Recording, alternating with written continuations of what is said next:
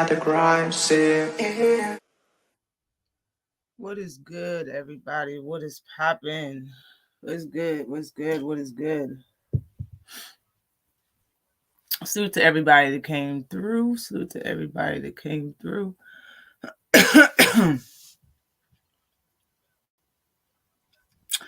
Man, is everybody ready for this boxing card we got coming on today?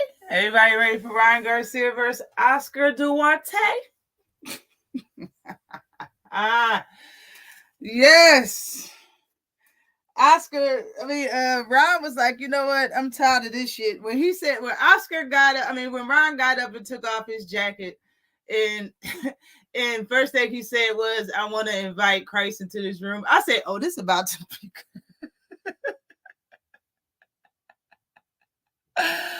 I felt like I was in a church. He was like, God, Jesus, help me sing the song now. Oh my gosh. When he said, I'd like to invite Christ into I said, yeah, this is about to be good. This is about to be good. Ryan Garcia went off, yo. Salute to everybody that came in the building, man. Salute to everybody that came in the building, man. Salute, man. I was supposed to do my hair today, but I'm going to do it tomorrow. I'll wash it tomorrow. But I don't care because I'm very comfortable with my skin, so I don't give a fuck. I'll wash my hair tomorrow. Y'all can deal with it. But salute to everybody in the building. Salute. Justin James, what is good? Peace and blessings to you. Salute. 704 Joe, what's good with you? Salute, Texas is in the house. It's free. Yep, it is. Salute to you. What's good? Picasso. Yeah. Salute to Queen Shawanala. What is good with you? Shogun 76 Kiss My Converse is in the house. Salute to you, Teach. What's happening with you? What's happening? Salute to you, Mike. What is popping, yo? I rock with the doves. Peace with you. Peace to you. AD Solo, what's good? What's good, AD? You got reached up. Salute to you, J.A. Dixon. What's popping with you, brethren? Boxing Briefs with D1. What is salute? What is good with you? Yeah, I salute it. I got that one up there too. Salute to you, Marilyn Paul. What's good with you? Hey, salute to you. What's good with your underground asylum? Corner leader is in the house. A corner boss in the house. I can't wait for you to break the Golden Boy shit down. The Golden Boy? Shenanigans, man. Listen. Golden Boy's been doing a lot, yo. And for real, they should already know Ryan ain't the one. Ryan is not the one. Okay? Ryan does not care. He don't care what come out his mouth. He hasn't cared what came out his mouth since he's been in the spotlight for the last 5 years plus. He doesn't care. And it's obvious. You see all the stuff that's going on with Ryan, he turned around and contradicted himself with no problem. Without a bat of an eye. Okay, and he's so good with the damn quick comebacks. It's like, damn, do you study this shit? Do you study this? Like, how are you so good at it? Yeah, right. Salute to you. Thank you, Serrano. Right. That's the one thing about having short hair. When your hair long and you need to wash it, it's terrible. It's terrible. Yeah, it's not so much. Nah, it's all right. I'm driving right now. Salute to you, Picasso. Make sure you drive safe there. No, make sure you drive safe. All right, man. Listen, Ryan Garcia been saying a lot, though. We can start with Ryan. Ryan is making his rounds. And I have to admit, 2024, 2023, not next year, but 2023, everybody's been sharing the hate. So I can respect it. You know what I'm saying? Everybody, all the Devin Haney fans hated on Tank. They sharing it to Shakur Stevenson. Like, that's what's up. You're sharing it. You're like Ryan Garcia, all he did was talk about Tank all the time. Now Ryan is sharing it. He's talking about Shakur Stevenson. Like, right now, everybody in the weight class is getting this shit. Now that it's over with the Tank fiasco, it's like, who's next? And that's who's next. It's Shakur Stevenson. He's the next one up to bat for the shenanigans, bro. For all the bullshit. But Ryan Garcia he got himself into this shit by signing with Golden Boy and staying over there for all of that goddamn time. Matter of fact, let me not say that. Because who knows if he re-signed or not, which I don't think he did. I think he probably signed to get on, which for real, Ryan probably could have signed to more than just Golden Boy. He wanted to sign to fucking Oscar De La Hoya. He wanted to sign to that shit.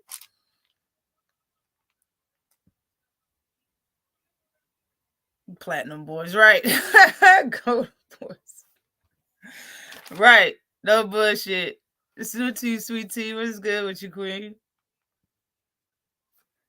Ryan the Shade King. No bullshit. That's what I'm saying. Ryan will be Ryan. He will never stop being himself.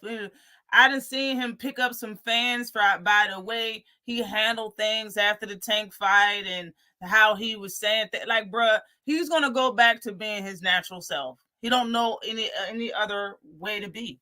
And for real, I got a clip of him saying this is what I've been saying about Ryan Garcia for the longest time. I've been saying that he's a major clout chaser. A lot of people didn't believe that. For the first 3 years he was around, they didn't believe that.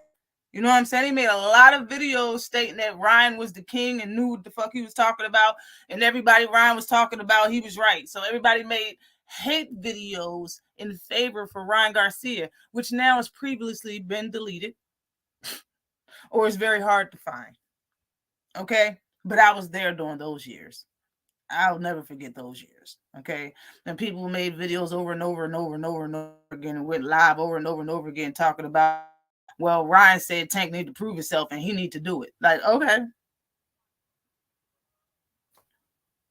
And we fast forward to now and they have the fight and this is how it turns out. Huge fight. Great showing. But the proof is in the pudding. Ryan Garcia claims to take all the credit for the turnout. And right now, his fight is in a couple of hours? Man, it's not even 50% sold as far as his tickets. So that could tell you right there that he is full of shit. He knew that he was latching himself. He a damn, what do you call a leech? He latched himself on. He tried to latch himself on a Tank for years. And now when he finally did, he got the fight and all he's doing is bitching about making $30 million. And yeah, I'm going to put it like that. Because the fight was for nothing. You understand what I'm saying? There was no titles, nothing behind it besides Ryan saying that this is for the face of boxing. Ryan put that title on this fight. No, Tank did not call himself the face of boxing before Ryan put the title on it, saying that, well, after I beat Tank, that's when I'm going to get the respect I deserve and I'll become the face of boxing after I beat Tank. And nobody in old media ever said that Tank was the face of boxing, but afterwards they did. Afterwards, Tank did. And now that you lost the fight, bro, you can't walk around and just act like you won. It was you in the fight. Regardless if you didn't perform up to your best abilities or not. You wasn't acting like you had any problem. You went into that fight guns a-blazing. You was coming in hot in the second round. Because you told everybody for years that it'll take 2 rounds to knock them out. You disrespected them for a long time, man. About more than just boxing and how he can box in his IQ. You disrespected a lot about him outside of boxing. So, I mean, when you, hold on, which one is it? I'm going to get Ryan's ass. Hold on. I think this is it. Yeah, this is it right here. Ryan has always been that guy clout chasing his way up to get some stardom. The man is a pretty boy. And when I say that, I don't think he's pretty. He thinks he's pretty. Other people think he's pretty, but he thinks he's pretty. That's why I'm saying that. He is a pretty boy. He did an interview recently, and they asked him, why do you think that people say that you're not disciplined? He said, look at me. I look good. Bruh. If you're going to answer a question like that, he's grown, man. That dude grown as shit. To be talking like that about boxing, bro, he's very high on himself.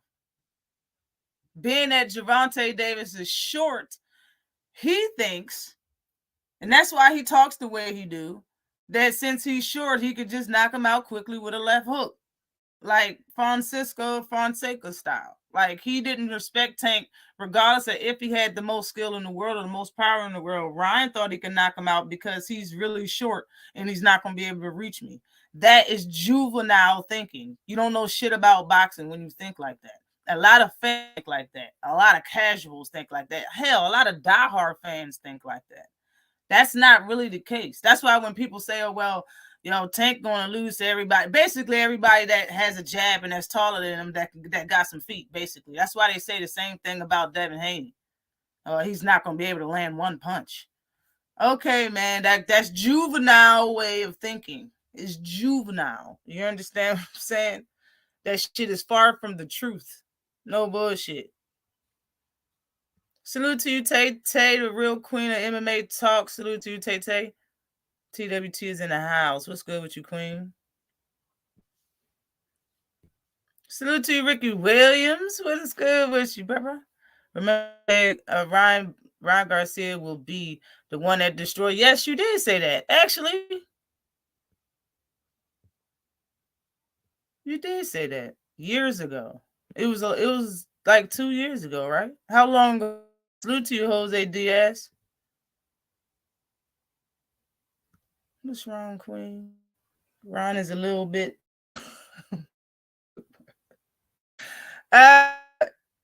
Ain't nobody fucking with Benavidez. Salute to you, Judah Ben Israel. What's good with you, pimping? Salute to you, peace. Ryan is too close to Oscar. Ryan style of fishnets utensils. Man, listen. Like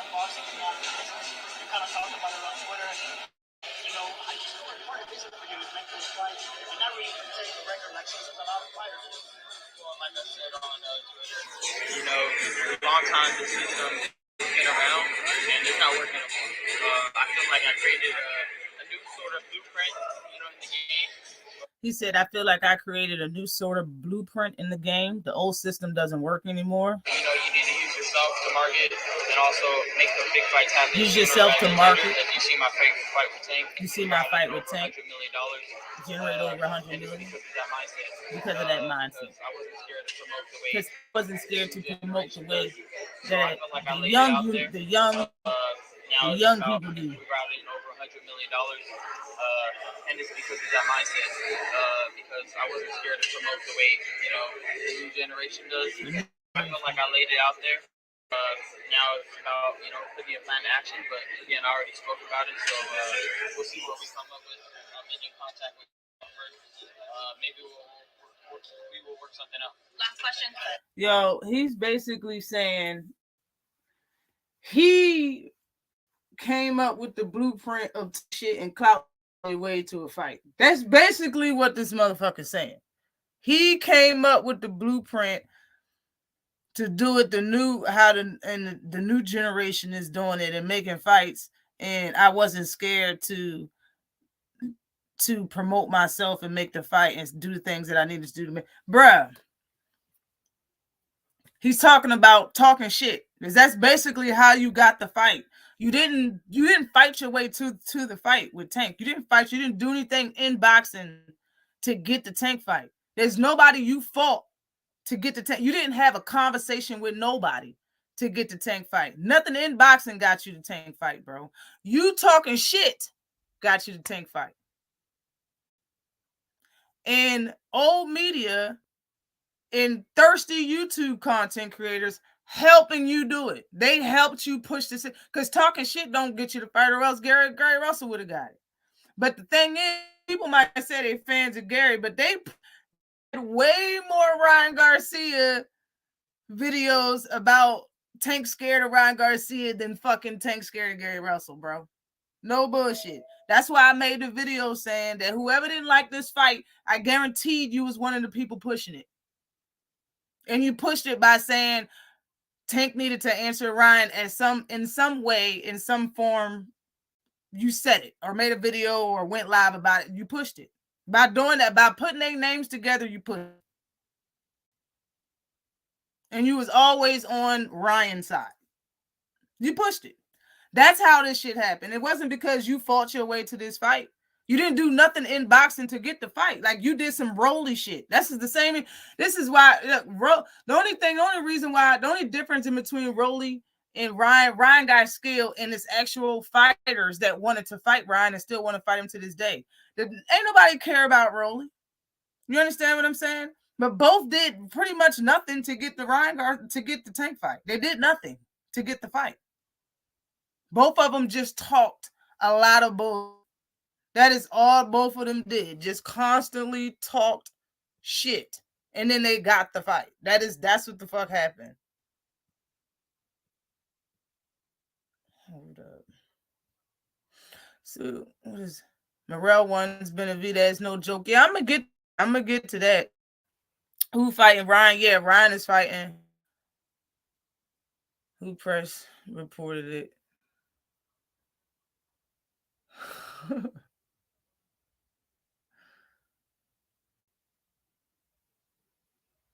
Oh, baby, look at that. Salute to you, Will Mo. With you. Salute.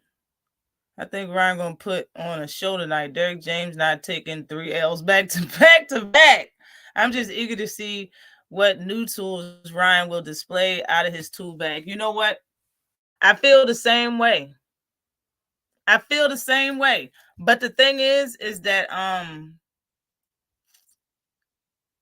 I don't think, even though Ryan fought Tank was very calm and poised during that fight. He wasn't on the get. You know, he wasn't aggressive at all. Not at all. Not whatsoever. I heard guys' resume is kind of padded. Meaning a lot of fighters on there that have losses. You know what I'm saying? I'm talking about Duarte. But it looked like he got popped, and it looked like he got a nice high guard on him. If Ryan Garcia doesn't gas out, he throws a lot of punches, he can win this fight. If he gets hit, I'm saying, I know he fought Tank. Tank hit him in the second round real good. A couple of times left over. I think he was calm. He wasn't with Ryan Garcia. He was trying to get really quick, and he was making it the house was packed.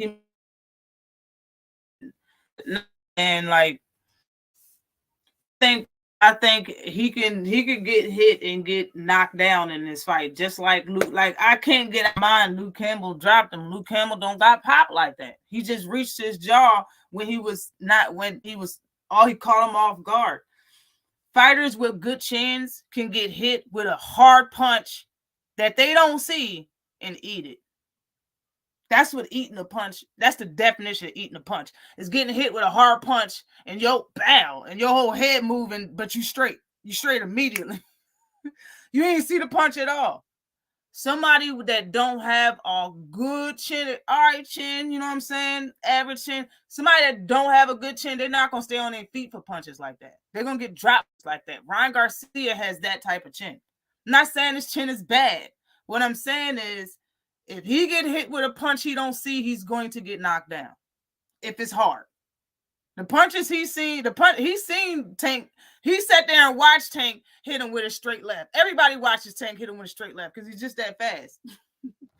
The punches that really hurt Ryan, he got dropped from when he fought Tank. You know what I'm saying? Same thing with Luke Campbell. It's just a lot of people can't. Oscar Duarte and him seems like they're the same size. I heard people talking about his left bicep, and I seen that too immediately. But y'all remember what's his name?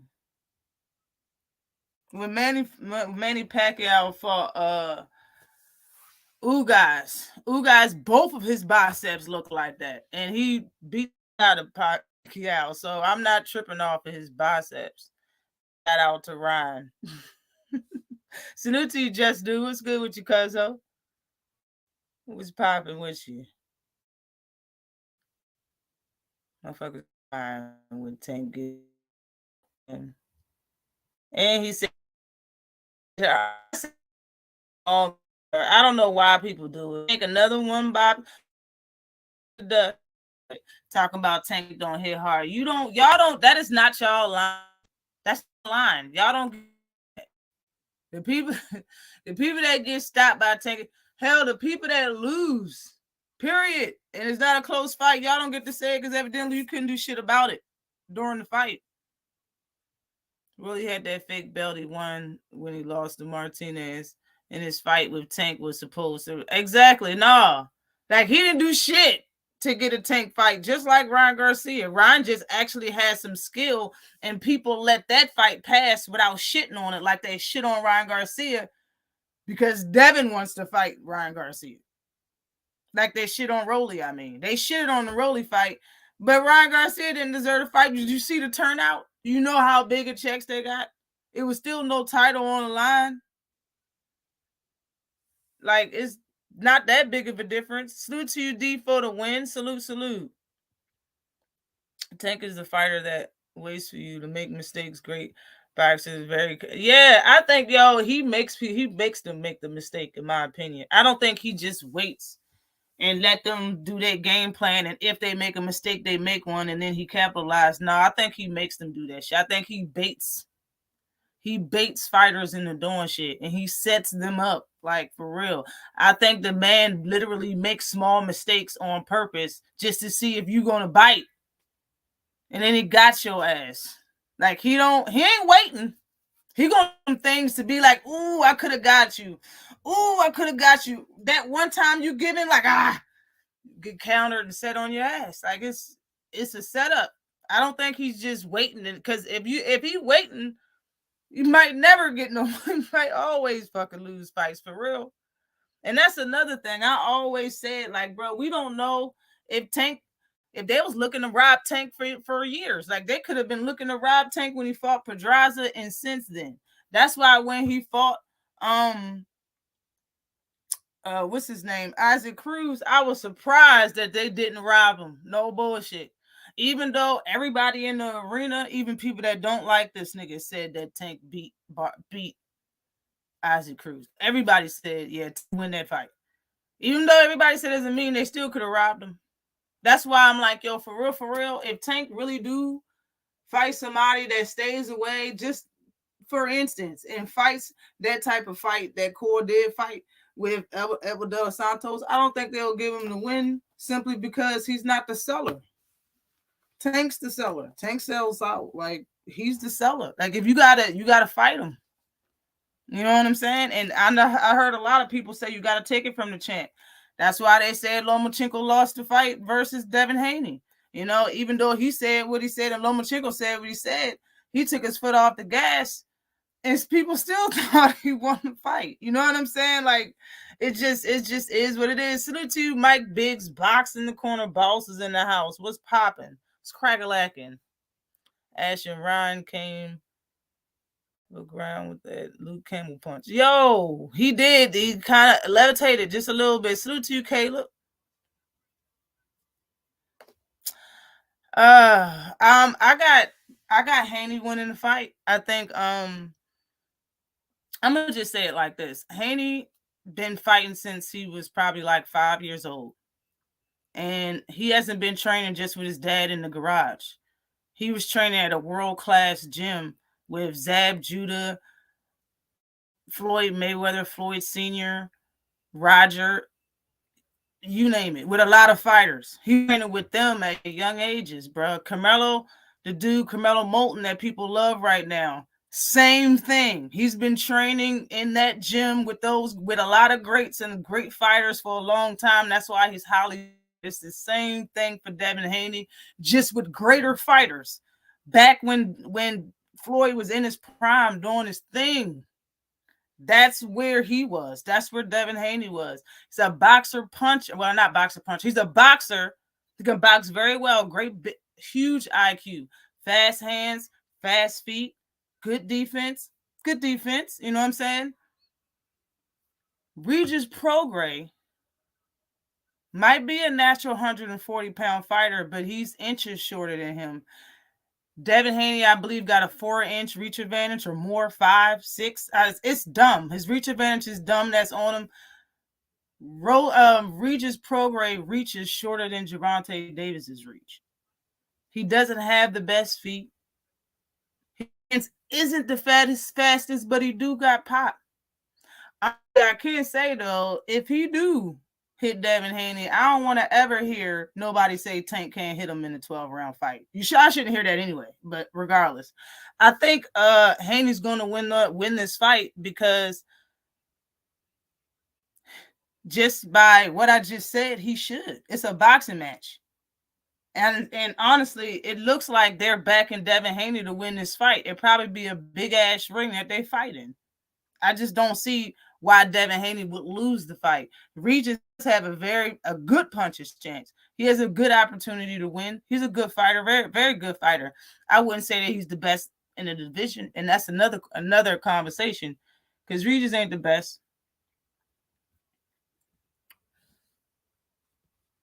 Those punches really get you dazed. Yeah.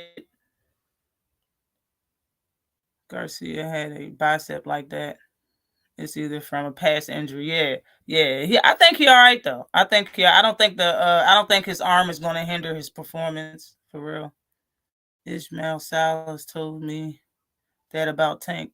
He likes. Yeah, Ishmael likes Tank. Yeah. Just. Yeah, salute to you, Anthony Jones. I just heard O'Shaquie Foster. No, yeah, they fighting. Yeah, he gonna beat Nova ass, man. And that's my personal opinion. He gonna beat Nova. No bullshit. That's my personal opinion. The way Loma was able to hit Haney, if Regis hits Haney like that. Hey, man, I think honestly Regis should go in this fight not looking for the knockout. Touch this man. You understand? Touch him. Just touch him. Touch him every round. Touch him throughout the fight. Touch him high and low. Touch him on his shoulders, his arms, his hips. Touch him. Just touch him. Don't load up on. He's not really no loader anyway. Regis not a loader anyway, but just touch him throughout the fight. Touch him throughout the fight. Throughout every single round, just touch the man. Do not try to hit him. Don't hit him hard. Bro. Touch the man every single round. If you last throughout this round, if he lasts, this is he got to remember this is Devin Haney's first fight at 140 pounds. Okay, he does look big. He was complaining about the way he's already talking about 147 before his first fight at 140. That's another conversation. Before his first fight, he's already talking about 147. Y'all can go back, 3 years, 4 years, when I made size matters when it comes to weight classes, bro. Devin Haney, that's who that video was about. Man is big, bro. He's big. And that's proof that I was right. He should not be talking about 147 before his first fight at 140, bro. This is a pit stop. I heard him say that he's looking to take over the division. I heard his father say that too. I don't think that's true anymore. Or I don't think it was true ever. That man it's a pit stop. It's a pit stop, or you just need to stop yanking people chain, bruh. And you don't even talk about 147. Just stay at don't even talk about it if it's not a pit stop. You try and get the WBC and move to 147 and get one title there. What's going on, man? Like, I don't get it. Stu T Royal Constrictor. Greetings, First Lady of the LDBC and good people in the chat. Good people, salute to you. Salute to you. What's good with you, Ro? Salute to you, Roger. What's good? The whole event is set up for Haney to win, but I think we're about to see the best Regis we've ever seen. I think we are too, and I agree. Just like I said, I think it's just Haney gonna have whatever he wants to win this fight. Okay, he's gonna have whatever size ring he wants. He probably picked Regis gloves and he the champion. Believe it. This isn't going to be easy as people. I don't think it's going to be an easy fight. I think Regis, honestly, that's what I'm saying. I think he has a very good chance. But just the boxing science, and if Devin isn't as good as he say anybody say he is if he loses fight, in my opinion, bro. Sorry. I don't care how you win it, but you can't lose it, yo. You can't let this dude beat you in a boxing match. He doesn't have he's not explosive enough, and he don't have the feet. Seriously. And he can look good in this fight. Like, I really thought Devin was better than what he was before I seen the Lomachenko fight. Like, I was picking Lomachenko. I never picked against Devin, ever. Let me just clear that up. I don't know I never picked against Devin his entire career. I didn't think anybody was going to beat him that he's already fought. Nobody. Not one person. Not one person. I've never made a video. You've never heard me say that, yeah, this dude is going to beat him, and they fought each other. That was a perfect fight. No, I never picked against him. But I really thought that he was better than that. And everybody, and I don't care what nobody say. Even Devin fans, y'all thought he was better than that. Y'all kept saying that he was going to run through Lomachenko, and bro, he did not run through him. I don't care who's saying it, bro. He did not run through him. It was a very close fight. I thought he was going to run through him. I thought that. And he's still good. Not as good as I thought he was. But if he lose to Regis Prograis, then it's like, bruh, he's not as good as y'all think he is. And he's definitely not beating Gervonta Davis. It's dead in the water. That's really what I think. Hey, Canelo, whoever wants to see me fight. What has he done? Salute to you, Adam. Oh, man. I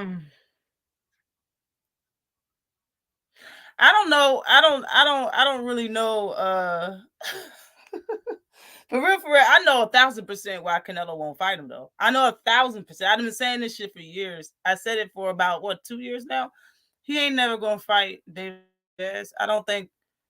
He know David Benavidez is going to win. And hear me out. I know this is not Canelo's first loss. And I know it's not his second. But what I'm saying is, neither one of them people he lost to was Mexican. That's my bottom line. This man, the reason why he don't fight Mexican.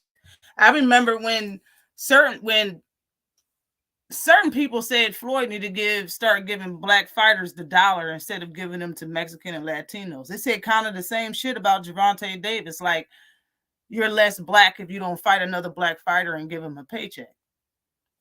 What is up with Canelo? Canelo don't fight Spanish fighters at all. No Mexican fighters, none of that. He ain't helping them get $10. He's a big seller. You know what I'm saying? But he ain't fighting Benavidez because Benavidez is Mexican as a motherfucker. You know what I'm saying? Spanish and shit. I mean, like, it's not... the whole... everybody's behind. The people still gonna be behind Canelo if he loses to David Benavidez, but he don't want to lose the stigma. You understand what I'm saying? It seemed like he be in a lot of nightclubs and bars, and he like drinking. Bruh, that's where the attitudes come out. Somebody gonna walk up to Canelo like, yo, I lost a lot of money when David beat your ass and became the king of the face of boxing from Mexico and the king of the streets. Bruh, like that, fighters don't want to hear that shit. Fighters don't want to hear that. I think that's part of it. He know Canelo know that Benavidez is going to embarrass him. Canelo ain't never been stopped. I understand he lost a couple times, but he ain't never been stopped. Benavidez can get that to him. He can let him see what it tastes like. Get a little taste. Give him a little taste of the knockout. That motherfucker was big, or a little bigger than Bud. That motherfucker say he's doing all these great things, fighting smaller guys. Who you talking about? I'm tripping. Bigger than Bud, fighting smaller guys. Are you talking about Haney or Ryan? Yo, them dudes is... I've been saying that for a while, yo. That size video I have on Devin Haney, bro, it will surprise you with the pictures I had in that video, bro. Like, bro, been big, man. That's like I said, it's a reason why Boots is big as shit. At heavyweight, he is considered a big fighter. Villa was considered a big fighter. They was the same damn size. Did y'all realize that? Villa and Boots was like the same damn size. Boots is real big for being somebody that fights at 147 with draws, socks on, and a chain with the muscles. That's how he weighs in at 145 pounds. Easy. Every time. He never has, don't seem like he got a problem cutting weight to me. Not at all. Got win for the whole damn fight. I heard the man spar for 20 rounds. Like, geez, my word. Devin first fight at 140 before he make weight. He talking about fighting at 147. And that's another thing, yo. If anybody don't believe me, I can cue this up too. I already made a video about it. After Tank fought Barrios, they asked Devin about Tank's performance. As is after he stopped Barrios. And instead of just ignoring the question or saying you don't want to answer or anything else, he used 2 minutes to sit there and shit on Tank. He was like, well, why would you fight Barrios? Why would you go up and weight? He evidently knows the smoke at 135. Bro, you know what? I'm going to just find it because I don't even know what he said word for word. He was horning the shit out of Barrios. And now, look, he about to go up and fight Barrios. Man, fuck that, bro. I'm going to find it. We're going to I'm going to fucking find that video. I'm going to find that little part, and I'm going to play it on this goddamn live. Salute to you. Caleb say, you're right. Tank's IQ is underrated because people focus on his power. He sets great traps after the KOs. Dudes, it's like dudes don't ever know how he KO'd them. Right, and it's because they don't see it. Like a bullet in the like a shot to the back. You didn't feel shit. You didn't see shit. Dude hit you in your Abdullah Oblongata, and you woke up like, man, he doesn't even hit hard. like y'all remember Leo Santa Cruz woke up smiling like a mother. He had a great dream and everything. Yo, Tank sent him to his happy place, like Happy Gilmore. You understand? He woke up smiling and shit. He had his feet off. He was comfortable, shaking hands with people. When I seen Floyd and shook his hands through the ring, then Floyd looking at him like, you know, you just got fucked up, right? You know, you just. Yo, Leo Santa Cruz was sitting there in the ropes, on the ropes. Yo, I had Conor McGregor drink. That shit said proper 12. I posted that shit. I said, yeah, Tank gave his ass a proper 12-minute rest for real. Woke up fine. Fucking rehydrated. Only pro fight with gloves. I think everybody should wear the same gloves. No horsehair unless everybody's wearing horsehair. No this, that, and the third. Everybody wear the same type of foam inside the gloves type shit. They don't have to be the same maker, but you know. So yeah, I want Morrell.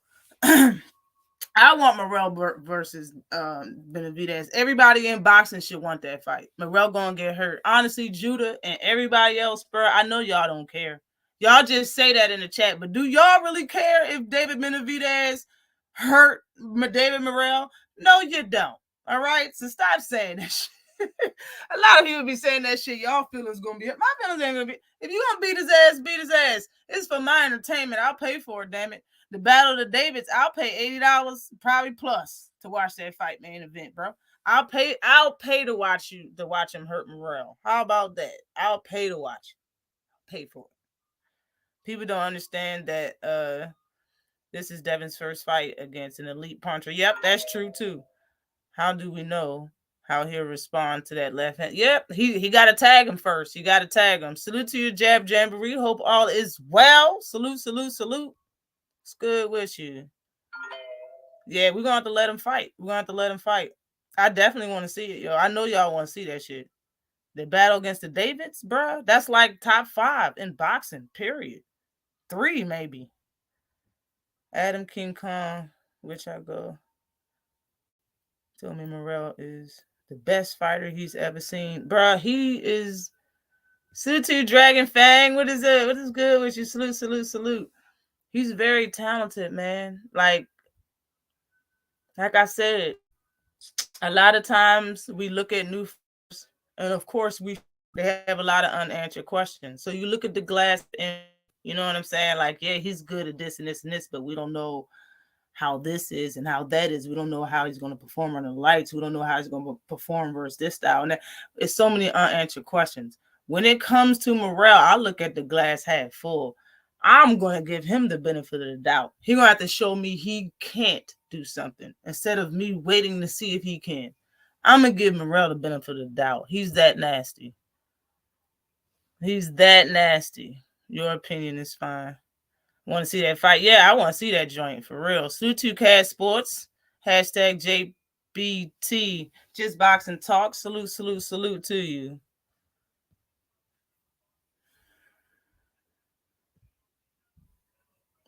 Yeah, you know you don't give a hell. You don't care if David put Morrell in the hospital like Morrell put Adios in the hospital. You don't give a damn. You don't give two shits in a handbag. No bull, yo. Benavidez. I'm from Phoenix, so I'm a huge Benavidez. Yeah. I know he from Phoenix. I remember that. That's the only fighter that I ever known that was from Phoenix. That's why I stuck with him. I remember that he said that he was from Phoenix. Benavidez nasty, man. That man got super skills. Super. Canelo can definitely beat Benavidez, but how I know he doesn't want to fight anyone that won't submit to him. He hates resistance and Benavidez. Yeah, he don't want to fight. And honestly, it's like, bro, and for real, I don't even know why he chose to fight Bivol. Bivol, in my opinion, bro, and you can see how that fight turned out. The size difference, the weight, Benavidez, Bivol's style. And the fact that he don't care how you think it looks. He sticks to the game plan, man. He looks strong, though calm. Like, bro, I don't know why. He chose Bivol to fight. Like, bro, I knew Bivol was going to beat that ass. Like, Bivol, bro, it's a bad style matchup. Salute to you, Dark Truth. What is good with you? Salute. I'm from Cuba, but I like both. Okay, that's what's up. Ain't nothing wrong with that. You keeping it greasy. Salute to you, Queen. What's good with you, cuzzo? Miss Just Do is in his house. Much love, cuzzo. Much love to you. Hold on. Salute to you, Dante Hall. Boxing Talk. What's good with you? Say, Haney go to 147 like he say. He got to see Boots in his second welterweight fight. Devin run to the smoke. You let his fans tell it. That's facts, bro. You let his fans tell it, bro. But how can you talk about welterweight without bringing up Boots? That's another thing, man. How can you even talk about welterweight without bringing up Boots? That's how you know that you only talking about it for certain reasons. Either you ain't going up there, or when you go up there, it's only for a title, and you might come the fuck back down to 147. I don't see you staying there. And to be honest, he probably think there's more wiggle room at 147 than it is at 140, saying that he can probably outbox people. But I don't see that either. Like, I understand there's more talent, in my opinion, at 140. It's more names. It's more people there. And he can probably stay at 147 comfortably and without getting no losses and just keep fighting, names that's about to be out the sport, kind of like Danny did 140. You understand what I'm saying? Like, bruh, if you really about the smoke, you'll stay at 140 and unify the division. You'll try to get undisputed there as well. Because I remember people kept telling me how disciplined Devin Haney was, how disciplined he was. See, Tank not disciplined. That's why he gets fat in between fights and shit. And bro, I made videos about Tank getting fat, and there was no positive energy coming out of my fucking out the screen. You understand what I'm saying? Like, I know how to keep it real for my fighter, and I don't care. It is what it is, and he should keep it greasy. Keep your ass in the gym. After he fought Leo Santa Cruz, him keeping himself in the gym, and how's he been looking? Jesus. So it's right. Focus Tank is a dangerous tank, and he know that. He had to get himself in the gym, and it is what it is. Sometimes you just need to let your fighter take that L and shut the hell up. For real. And that's what I did. A lot of times, I let him take an L and shut the hell up. You know what I'm saying? But people said that shit all the time. Look how disciplined it is. And people didn't want to listen to me because they thought I'm a Devin Haney hater. Bro, I'm a realist. I said he can't afford to get fat. That's what I said immediately. Stand on what I said. He can't afford to get fat. And you see now what happened. He moved up in weight and moved up he moved up too damn far, and now he's about to be at 147 before he even have his first fight at 140. He ate too damn much. You understand what I'm saying? He's not even about to be he's not even gonna stay at 140 no more. That's how much at least Tank could get fat as a bitch. That motherfucker looked like he was 8 months pregnant that one time when Popeyes came out with that goddamn chicken sandwich. Tank was fat as a motherfucker. He came right back down in weight though. Right back down in weight, can fluctuate, go up and down in weight, went to 30, went back down 30, went to 40, went back down 35, bruh. He only moved once. What happened to Devin though? Devin didn't miss weight. You right. He was so lethargic. They ain't even record him getting him fucking on the scale. He finally had a whole meal and this motherfucker won't. He can't even make weight but once at 140, bro. I'm not trying to hear shit. Okay? Not trying to hear shit. He better stay his ass at 140. Not trying to hear shit. I think clout chasing here just talking just to make more headlines and shit. Just to see if he right. Bro, people gonna tune into this fight because it's your first fight at 140. You don't need to grease it up, put the butter on the sides and say, well, I'm looking at 147. Everybody that want to look at me, look at the bro. Nah, you don't got to do none of that. You don't got to do none of that. I already heard Matias is coming to the fight to see that fight close up because he's going to call that ass out like he already did, bro. You got enough smoke at 140, bro. You got enough undefeated fighters there. You got enough. Everybody got a title, bro. Ain't no excuse. You got everything you need at 140.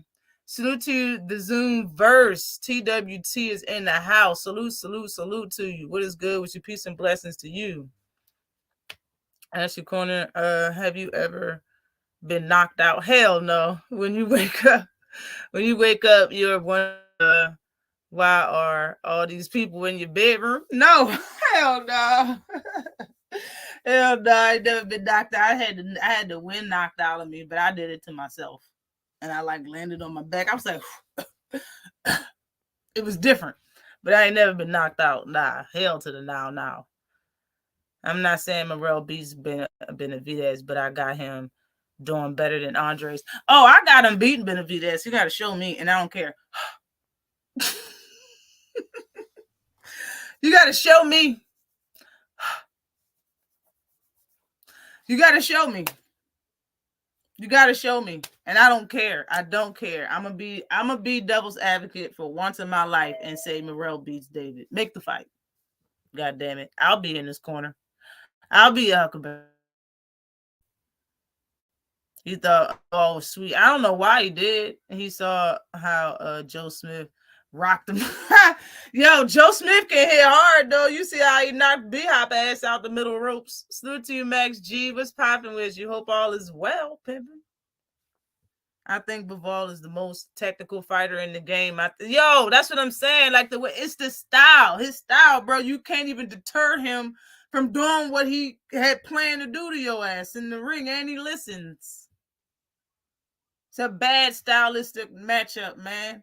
Canelo is a 1-1-2 type thrower, 3 to the most, and 1's going to your body. You are like, for real. He's a little, what's the word that I'm looking for?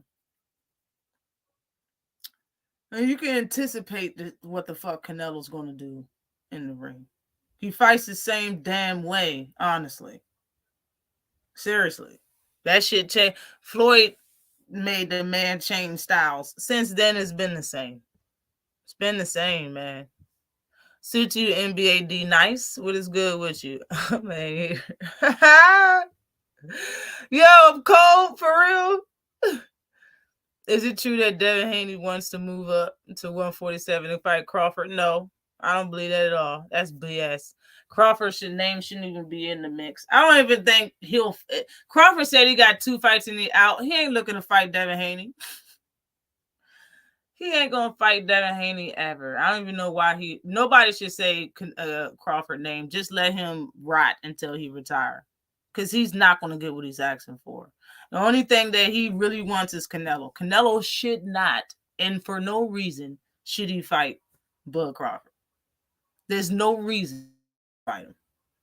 It'll be only to appease Crawford. It'll do nothing for Canelo. Nothing.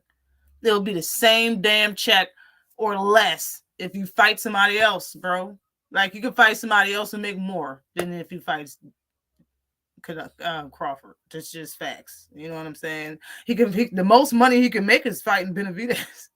That's the most money you can make. But is it cool that Canelo fights somebody that's in the weight class that he actually has the titles in? Is that cool? Can we see that? Shit. You know what I'm saying? Like, fuck Crawford. Not trying to see that shit.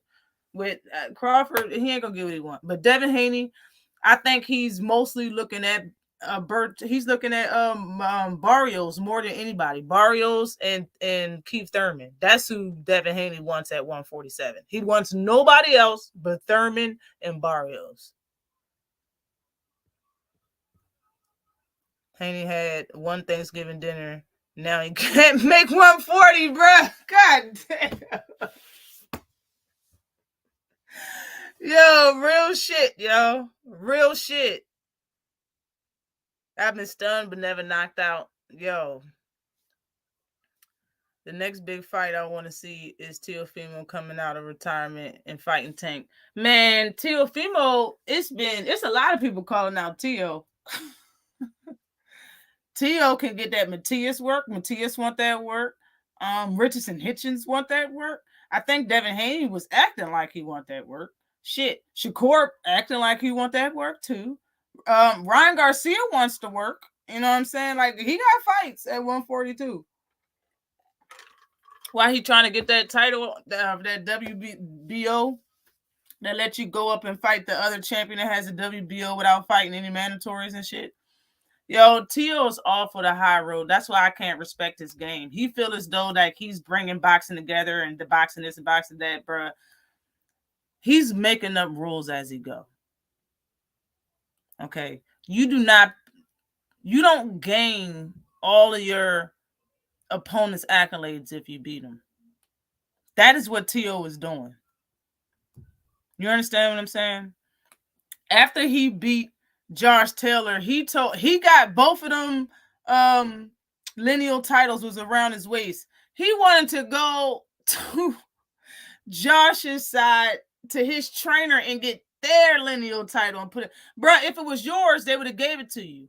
Or you would have had the balls to go over there and just take it. You are asking for it because you know that's not your title, bro. Just like he's been fighting and he's got a lot of the same titles.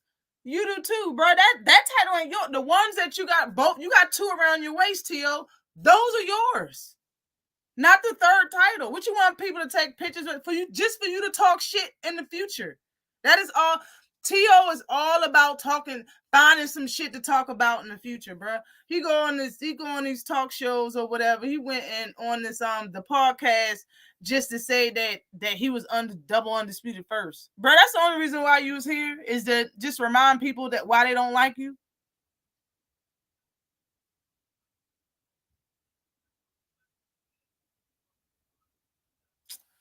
Whatever.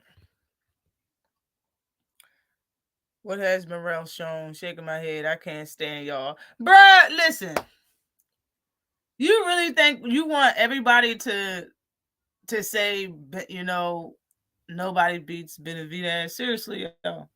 I know there's going to be detractors out for all of my favorites. And I'm cool with that because it has to be.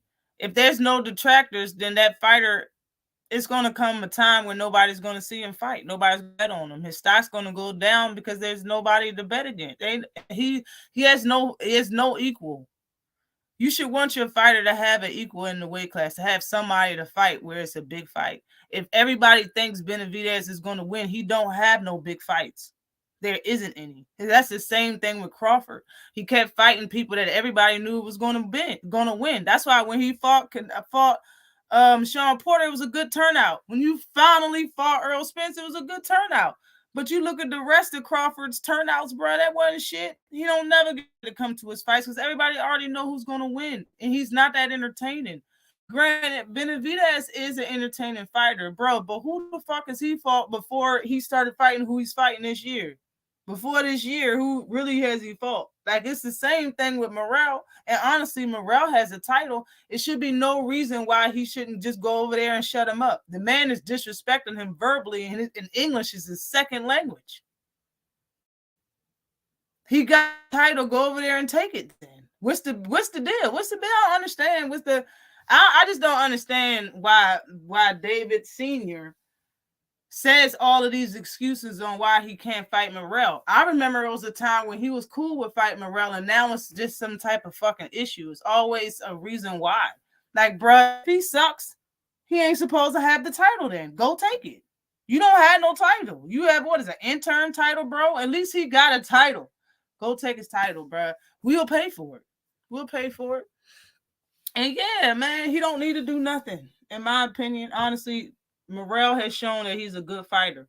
Morrell showed me that he has the power and the ability to put a fighter dick in the dirt, literally. Like he looked like he almost killed that man. Benavidez never did that to anybody, and he has how many fights? I like power. I've been saying this for a while. I like the sweet science, but all of my favorite fighters are power punchers. If anybody's noticed, I'm not a fan of 12-round fighters. I watch it. I can be a fan. I will never have a favorite as a 12-round fighter. I like punchers. You understand? This is the hurt game. If you can't sit nobody down with one punch, I'm like, I think his power is different, honestly. Benavidez got power, but I think Morrell's is different. I think Morrell's IQ is better than David Benavidez. I think his feet is better. I think his timing is better. I mean, he don't have to do much because, in my opinion, boxing is a lot of politics in it, and he hasn't gotten great fights. But he only has 9, 8 fights, and he has a title. Does he have a title? Like, bruh, just take his title, and I'll shut up. You know what I'm saying? B-Hop was motherfucker. Yeah, he was predictable. That's the word that I was looking for. Canelo be predictable in the ring. I didn't know you boxed, Ashley. What's your record? I don't have no record. I wanted to box. My moms didn't let me. I trained. I did some training. Because I'm a natural athlete. I would love to box, even to this day. But I'm old. I'm old now. I'm too old to box. You know what I'm saying? I would have loved to box, bruh. Listen, at the time when I wanted to box, I was in my early 20s. 135 pounds, and I'm 5'10". I was benching 160 pounds. I was deadlifting 320. I was 5'10" and 135 pounds. Are y'all listening to what I'm saying? Who the girls out Katie Taylor's ass. But at the same time, this is then. This is now. You know what I'm saying? Like, I'm on now. You know what I mean? But moms wasn't having that. She wouldn't let me fight. That's my problem. When it's Benavidez fighting, he should do bare knuckle. Crawford will roar. It'll change his mind, bro. It's crazy. Yo. I don't ever really see Crawford. I don't know where that came from. I don't ever remember Devin. Who you got? Cruz versus Green fight this. Green. And I'm from Maryland. She's not beating Green. I don't see. Shadasia Green knows what's in stake for this fight, and they sparred a number of times. It's a reason why she didn't fight her mandatory. Okay, it's a reason why Cruz didn't fight her mandatory. I got Green all day. You hear me? Honor. He should honor the shit. Teal's the worst. I can't stand Teal. Nobody fucking with Benavidez, bro. I agree, but he got to beat Morrell, in my opinion. I agree with you. Benavidez is nasty. He nasty. So nasty. He's talking about moving up and beating Bivol and Baturias. That right there ain't nothing to play with. That right there lets you know the man means business. And the man looks great every time he knock people out and shit, bro. Ain't no hate. I like Benavidez. I know you do. Because you're a fan of boxing. And if you're a fan of Benavidez and you really think he could win, there's no reason why you don't want him to beat Morrell or fight him and to beat him. You know what I'm saying? Ain't no reason. Yeah, they praying for that payday though. It's about the payday and about the respect. And so, like, if you beat Canelo, like, things change for you. I just think they hating on Bivol because he's where he from, his nationality. Told me to my face. Morrell was one of the best. He would say, yeah.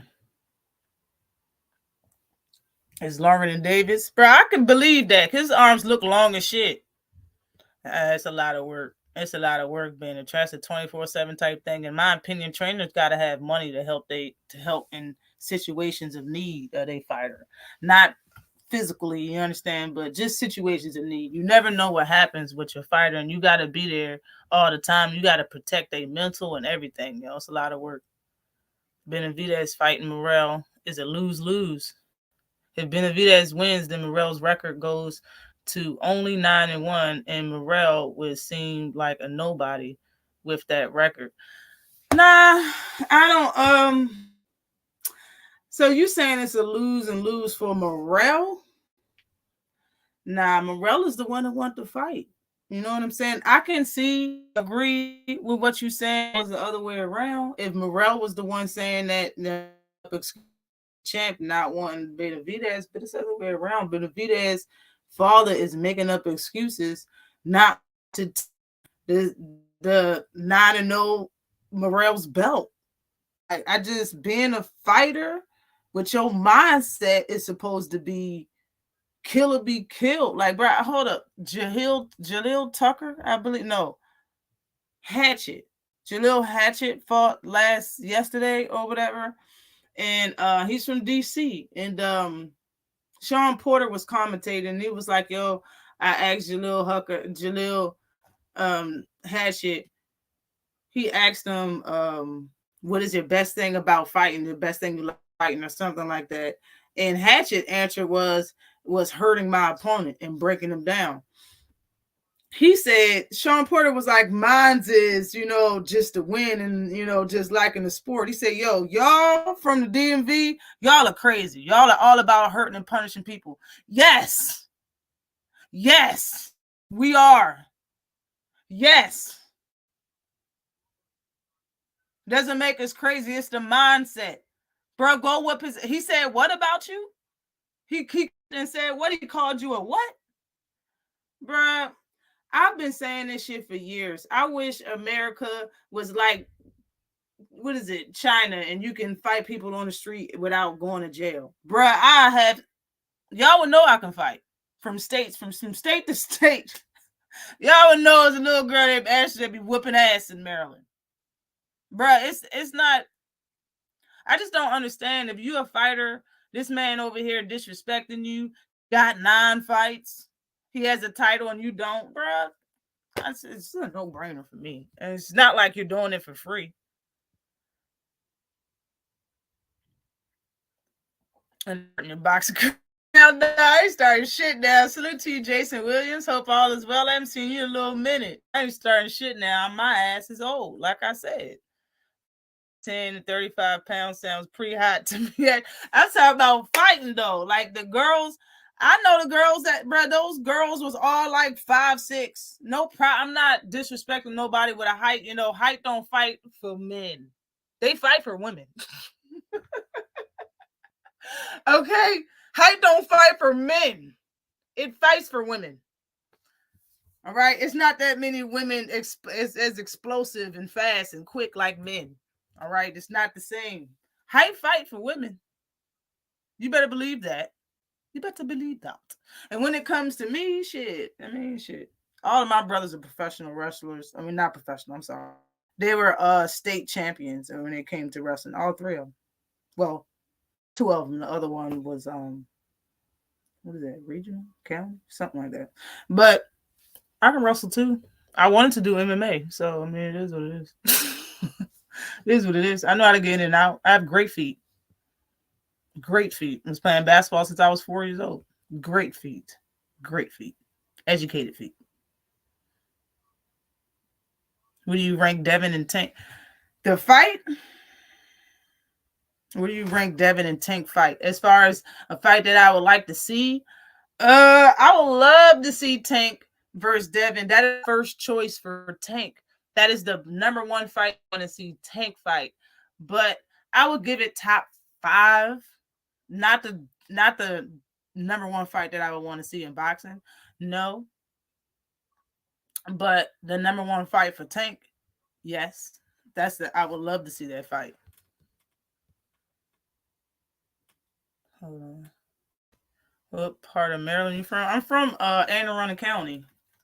I'm from the Anne Arundel County, the country is from that's in Deal. That's where I'm from, and a lot of my family and stuff. We started in Annapolis, in the capital of Maryland. That's where a lot of my family is. I got family in DC. I have family in New York. I have family everywhere. But we moved to the country. Yo, the country life is different, so different from the city, man. A lot of people that's born and raised in the city, if you took a day and stayed in the country, you probably wouldn't want to leave, or you'll meet. It's no in between. You're either gonna love it or hate it. You're either the type that loves hearing sirens and a bunch of noise and a like fast life and all. You either love that life, or when you want to break from it, country life is where to go. That's like having it's like living in a vacation. You know what I'm saying? But it's just not a lot of stores and walking distance and shit because it's the country. You know what I'm saying? But yeah, I'm from Anne Arundel County. Salute to you, Miss Joette. What's good with you, Queen? The first political thing about boxing is the wearing gloves is a practice with wearing headgear, gloves, and cup. The whole pro fight without headgear. Better be a yeah. Salute to you, Marlon Mobley. What's good with you? Salute.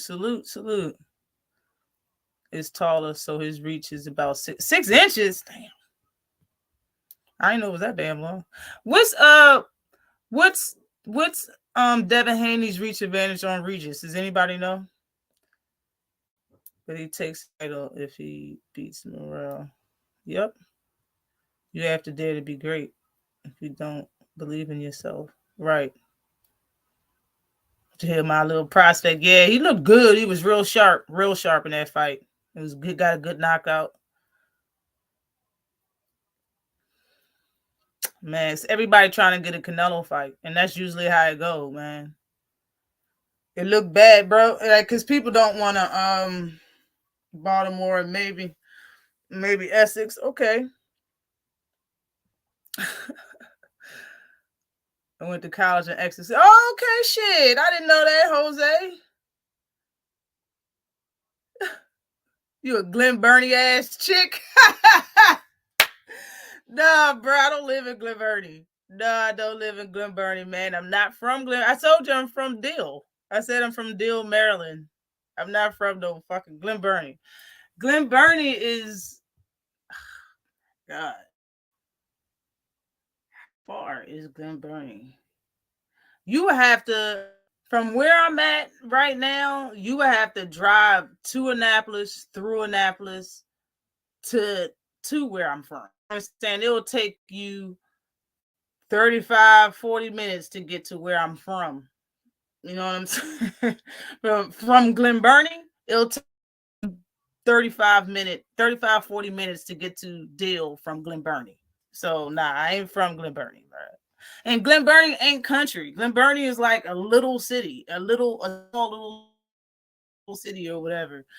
Man, I grew up across the street from a cornfield. Like, bro, I'm from the country. I'm not from nowhere. You can't walk nowhere out of my house where I grew up at. We lived on the water. You understand what I'm saying? Like, bro, I'm used to air and listening to water when I go to sleep and wake up in the morning. Not Glen Burnie, you understand? But actually I have never seen snow. And 48 inches, bruh, it's not for me, man. Yo, when you don't never see snow, that's a later love it or hate it type thing too. It's not going to be no in between. You either gonna like the snow or you hate that shit. Nah, bruh. Stop guessing. I went to Southern. Stop guessing. I didn't go to no Broadneck, and all of that's Glen Burnie, man. All of that shit is Glen Burnie. You know, Hatchet's favorite fighter is Spence. Yeah. I remember listening to Hatchet talk for like 2 years before ever seeing him fight. Today is the first time I ever seen him fight. My moved out there. this year. I recently found out. Okay, bet. It's all right out here, man. Ain't nothing goes down unless she lives in fucking Severn, where Mead Village is and shit. Down there, Artwell, like people get shot down there. I've been around the area near Sandy Point. Okay, yeah. Everybody's been to Sandy Point. I know you know. You know what I'm saying? Everybody been to Sandy Point. That's, you know what I'm saying? It's a little. I'm gonna drop this joint, but I'm gonna get on. That's just me cooking with y'all. I ain't even really look at the damn book to see about any topics, but yeah, I'm gonna drop this joint. But yeah, I'm gonna start my first.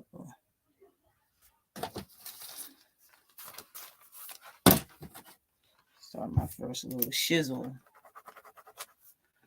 But yeah, Ryan said that the $100 million blueprint for promoting fights was the way he promoted the Tank fight. You know what I'm saying? Right there is this that says 1,000 words.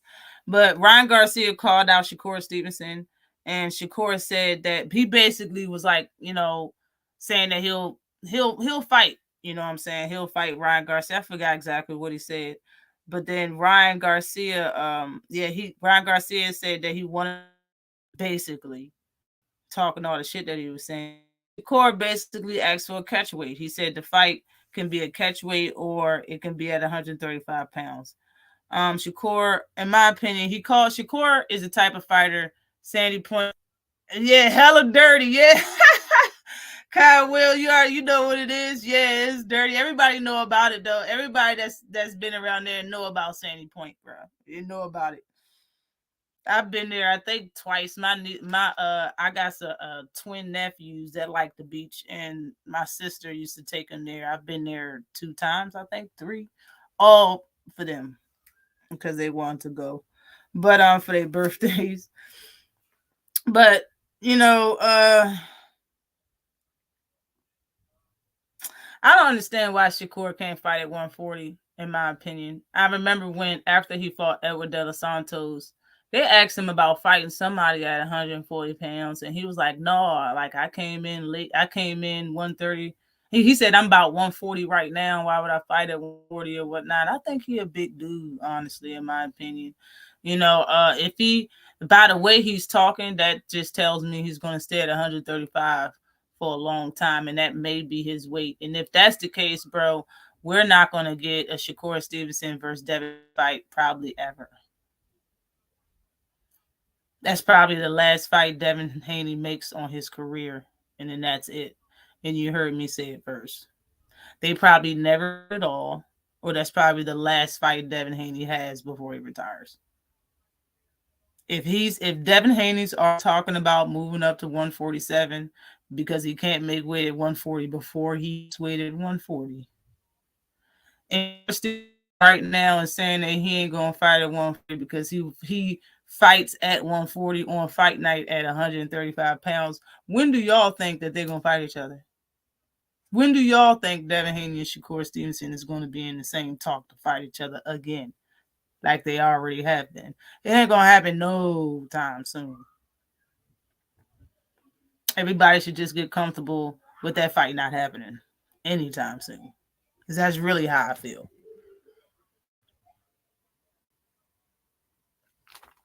No doubt, the water there's polluted. Yo, I hate going in sea. I don't like going in no bodies of water. I'm not a fan of that. I'll go in a jacuzzi and a pool. That is it. I'm not going into a sea, a lake, an ocean. None of that. I'm not with it. I'm not with none of that. It better not run out the ring if it's get in there. Better not run out. Period, yo. It's gonna be all over again if he run out of that ring, man. And honestly, he put pressure on himself talking shit about Shakur and how he should have made it 10%. And then they had an interview. He said, "No, I'm giving him 5%, bro. You put a target on your back. You better not do no running in this fight. I don't give a fuck how hard we just clock you.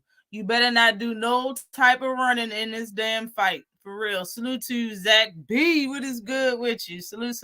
Sandy Point feels like you're walking on broken chicken bones. Not saying nope, yo, I'm not dressed for nothing but the weather when I go to Sandy Point. I'm not getting in the water. All right. I don't know how it feels when you walk on it because I wear fucking shoes. No bullshit, yo. That shit is not with it, yo. Did you play field hockey? Nah, I ain't field hockey. Hell to the now. Don't be trying to look for me. Let me tell you like this. I went to a white school, and you probably already know with the school or whatever. Bro, it's a lot of Ashleys in that school. I mean, a lot of Ashleys that went to that school. No, I don't look like how I looked in high school. Nah, bro, you're gonna have to. With my hair different, bro. Everything was different about me in high school, man. Shit, everything was different. I was a big girl. I was like 85. I was big.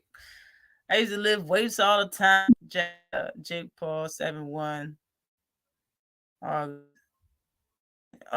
Yeah, that's the fight that Green's supposed to. I think that's the undercard. Green and Cruz supposed to. He might not be able to beat Barrios. Could easily be a cherry pick going wrong. I don't think he can beat Barrios. I don't think it can happen. Barrios is lengthy. He knows how to fight. He got boxing IQ. He got all right defense, man. He a little tricky himself. He caught the fuck out of Tank. I know y'all.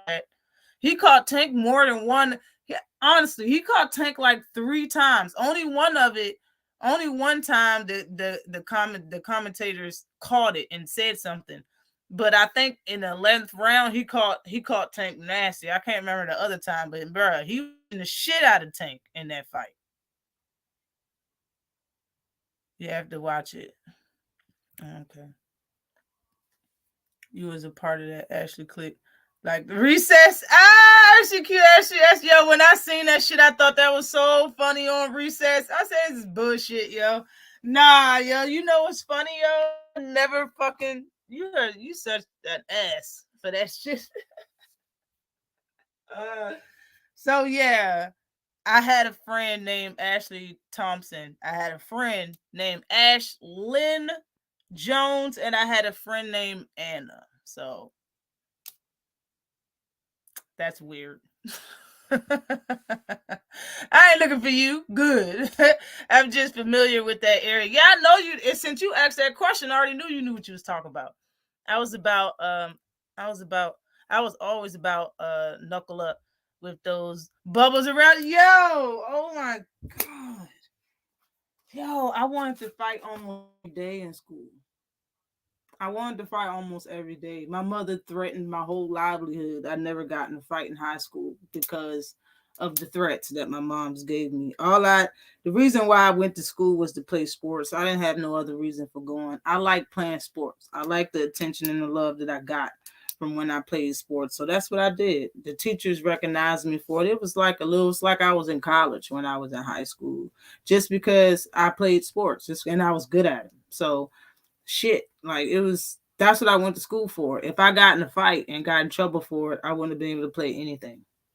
And I wouldn't have did my work in school if I wasn't able to play sports. And that's just what it is. I know that about me. So it's a lot of times I had to keep my mouth. I couldn't say anything because I knew where I was going to fight. Man, yo, that's why I would never go to one of them class reunions. Because, man, I don't care. You can call me petty. You can say what you want. But I'm going up to a couple of them like, look, man, we can go. As I know you probably still want to fight. We can go, all right? We can go, right? We don't have to say nothing. We just slide out the side of the school, out the door. We can fight and come back in here and drink, you know?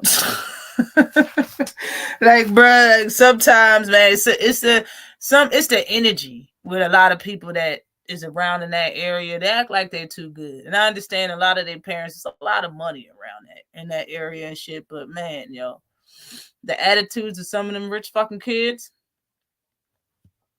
it's kind of why I feel about, rich kids trying to claim something that they not. It kind of gets me just a little bit. because of where I'm from and the people that I grew up with in high school, and all of them white kids drove fresh Mercedes and BMWs to school. Like, they had money. You know what I'm saying? And the racist slurs and all the other stuff. Like, so I feel where Regis comes from when he says the things that he says, regardless if it's true or not. I understand where the fuck he comes from. So you miss Knockout 86 TV. What's good, Queen? Hey. Hey, pretty lady. Never really looked at the picture. It's a picture of Shakur jumping out. Yo, I seen that shit. He was off his feet, teleporting. I seen that. I said, yo, my guy. Yo, and I honestly say that I used to say stuff because I feel as though nobody agreed. It's only when it came to Shakur, I feel Ricky agreed with me on a lot of things that I said. You know what I'm saying? But man, it's so many things that I said I shunned for, and man, trolls don't talk to men that make content the way they talk to women that make content. I don't know if y'all care or if you noticed, but I can say the same thing a man said, and they'll talk about my personality, the way I look, the way I talk. He can say that shit, and they'll be like, well, your favorite fighter, they'll keep it boxing. You understand? It's a difference. It's a huge difference. So I feel as though I deserve a little bit of shout. Like, bruh, Ashley was the one. Don't say nobody but me, motherfucker, because I was the one. For real. Like, that's why I keep reiterating myself. I can bring up videos over 6 years old. I was watching them yesterday. I can bring up videos over 4 years old. I was watching them yesterday. And the very same shit that y'all favorite channels been saying recently, I said years ago and got shunned and get applaud. That's why I'd be like, man, really? Y'all don't remember me saying that shit years ago? The fuck? Oh man, I really just think it's because I'm a girl and y'all aren't listening to me. A lot of people aren't. When they come to my live, a lot of people ain't listening. Y'all ain't listening. You just hear because you're trying to support my channel and I rock with it. But y'all ain't listening to the words that come out of my mouth. As if so, I would see y'all applauding in my chat instead of going to other people and applauding theirs when I see them say the same shit I said 3 years after I said it. But it's cool. I'm not talking directly to nobody that's in my chat because y'all motherfuckers are the real motherfuckers. I haven't seen none of y'all do that. But at the same time, man, that's just why I keep doing it, bro. And when it comes to Devin, when it comes to Ryan, when it comes, bro, all of them, I've been right. Gary Russell, I've been right. You know what I'm saying? But this is boxing. This is boxing, you know? I was around there for about a year, left Philly for a minute, but I never went back. They were racist as hell. Yeah, they racist around this bitch. You better believe it. It's hit on purpose because if it feels your power and not going to hurt. I think a lot of fighters, I don't know about getting hit on purpose, but I think a lot of fighters don't mind trying to see the power of another fighter, not necessarily sticking their chin out or not defending themselves, or, you know, because they ain't pick the shot they want to get hit with. I understand that, but I think if they do get hit, it'll change the way that they might look at approaching the fight. You know what I'm saying? Somewhere in the second round, if they do get hit and they feel like somebody put their all into it and it wasn't shit, and they keep getting hit and it ain't shit, I feel as though they might come out the third, just like you said, on a hunt. So yeah. Yes, for sure.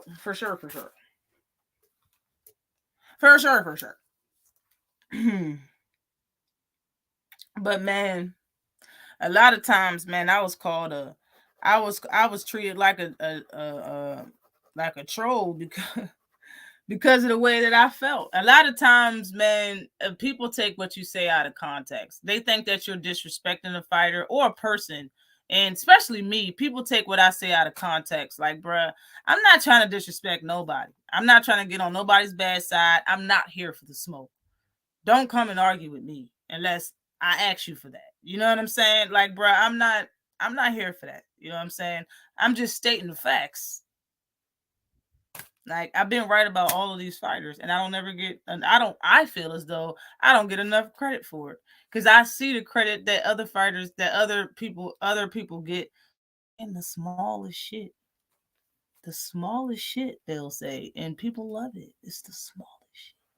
You know what I'm saying? So when it comes to Shakur, it's like, I felt he was like that for a time, that, he's not really, he don't want to, of course he don't want to lose. He already expressed that, but I feel as though he's worried on what can happen during a fight if he does get hit.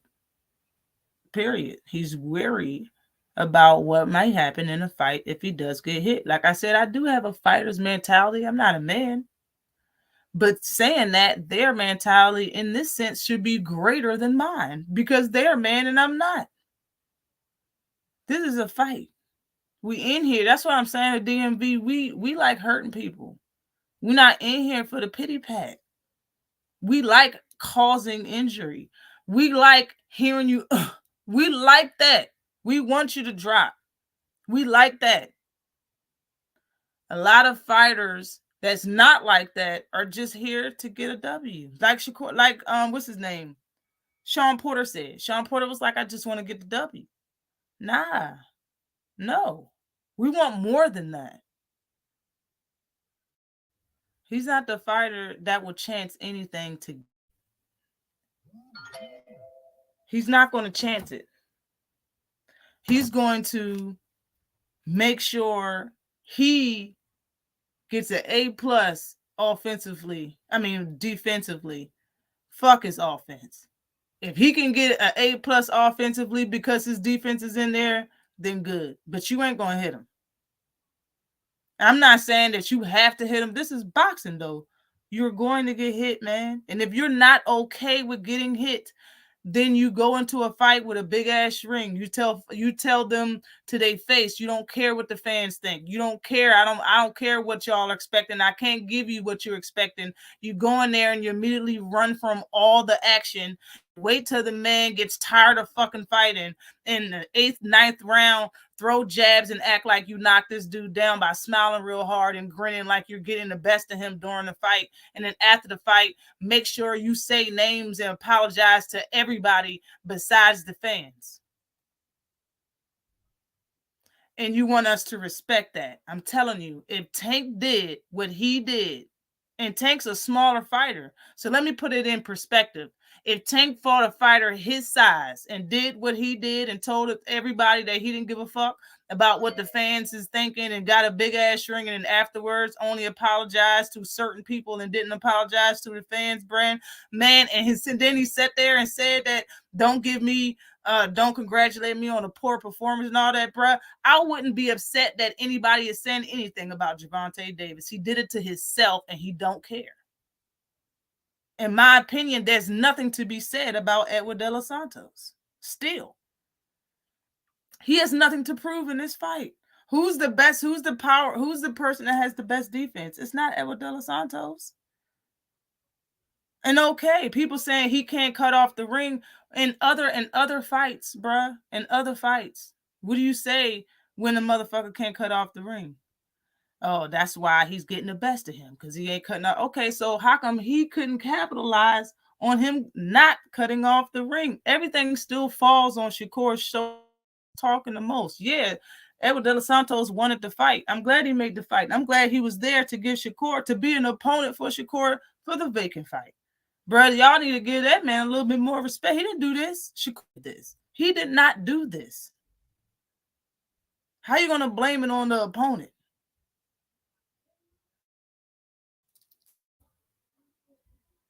It's better for boxing if Regis wins next Saturday. Yeah, I said it.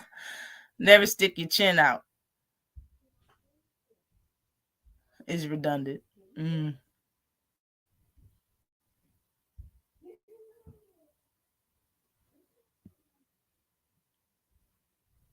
Delaware. Man, listen, I'm just saying, I always knew that he, in my opinion, I seen him fight like that at 126 pounds. He just didn't do it consistently. He just didn't do it over and over again. He just didn't do it aggressively. Yeah, I didn't see fighter, moves their whole body away at some point in time in the fight. Every fighter does that. But I'm gonna tell you what it's like, bro. I'm sorry. I can do what he did. I can do that. Y'all can't do that. Fighter go like somebody go like this to you, you can't move back in a timely fashion. You mean tell me y'all can't do that? That's why Blair Cobbs was like, bro, I can do that all day to anybody. I can do that. Against a fighter that's not cutting off the ring, I will win and do that all night. That's what he did. How is that so great? People like, oh, well, yeah, his defense is the bro. All he did was back the fuck every time he went like that. Even saying Shakur's biting on every feint. Y'all not giving this man, y'all just, bro, he bit on every feint. But then y'all gonna act like he came to fight. He didn't come to fight. I don't give a fuck if he, okay, so his hand was hurt and he was sick. So how did he come to fight? They both then. How did he come to fight if his hand was hurt and he was sick? He didn't want to fight. Doesn't that make sense? That he didn't want to fight because his hand was hurt and he was sick? Bro, it can't be both. Stop blaming this shit on Edward De Los Santos. He had nothing to prove, bro. If nobody said anything good about Edward De Los Santos, nobody would blame this motherfucker for shit. Don't blame him for shit. Just like I said, if Tank same shit, I wouldn't say nothing, bro. He know he laid a fucking egg, and he admitted that he shouldn't get credit for it. We sat through that. And just like Ryan, let's see what his ticket sales look like next time, bro. Don't be mad at the fans, man. Seriously. He want us to express ourselves. He basically said it. He wanted us to express ourselves, and he said before the fight he didn't give a fuck. If we did, how you gonna say you don't care about the fans literally before the fight, and then after the fight you do something like that, and your fans get mad at that express themselves about what they seen, man? All I'm saying is, bruh, all I'm saying is, man, I seen him do this shit at 126 pounds. Other people can say this is the first time he did it. Other people can say it's the second time he did it. No, it's not. This is just the first and second time y'all realized and seen him doing it. That's all. In my opinion, it's been nobody he fought that I bet against Shakur. Shakur, I bet against him with nobody. He can beat everybody he fought. So why is it that he's acting like somebody actually has a handle on him in the fight? You acting like this dude got something on you. Why are you backing up like he can really, bro? And then grinning in his face like, yeah, I'm nice saying that, bro. Prove it by standing in front of him. If you really got good defense, prove it by having your feet stationary. Your feet don't have to be moving to have great defense. I didn't see him duck, dodge, slip, nothing. The entire fight, he just moved his entire body. I can do that. I can do that to any. I don't give a fuck. If the fighter don't know how to cut off the ring, I'll guarantee you I can do that to her the entire fight. The entire fight, I can do that. And I'm not a professional fighter. Professional fighter, and he's supposed to have the best defense. Bruh, how is this impressive? It was people saying that this was impressive.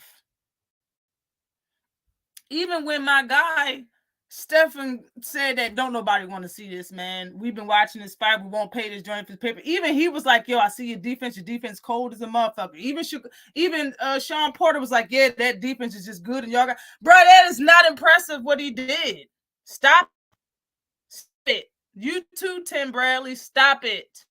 It's not impressive. And y'all know it. Stop it. Y'all know y'all could have did that during the fight, Tim. You know you could have did that to Manny Pacquiao, and they would have out you, or Manny Pacquiao would have cut off the ring and caught your ass. Come on, y'all know damn well that's not the bee's knees. We're not doing that. Y'all know damn well, bro. I always talk about Tank this and Tank that. Man, Tank ain't never did this shit. In opinion, he don't that has an excuse to it. It's like I said, everybody does it at least once or twice. He did it when he fought Mario Barrios in the first round. He moved his whole body, but guess what? He returned fire in that fight. Fight was entertaining. Everybody does it at least once or twice. What I'm trying to say is I've seen him doing it more than other people back when he was 26, in which side he was bigger than everybody and better than everybody. There was no reason for him to do it. That's why I was like, it was odd for me to see him doing the competition he was doing it to. Tank versus Barrios is understandable for the first and second round. Look how that fight turned out, though. Was Tank scared? Did he run? No. No. It was very entertaining. So everybody does it. I'm not sure, bro. I'm just saying. I've been seeing that he had that in him. Coupled with the fact that he don't want to lose, bro. He'll take this day and the scrutiny over a loss any day. And in my opinion, it hurt.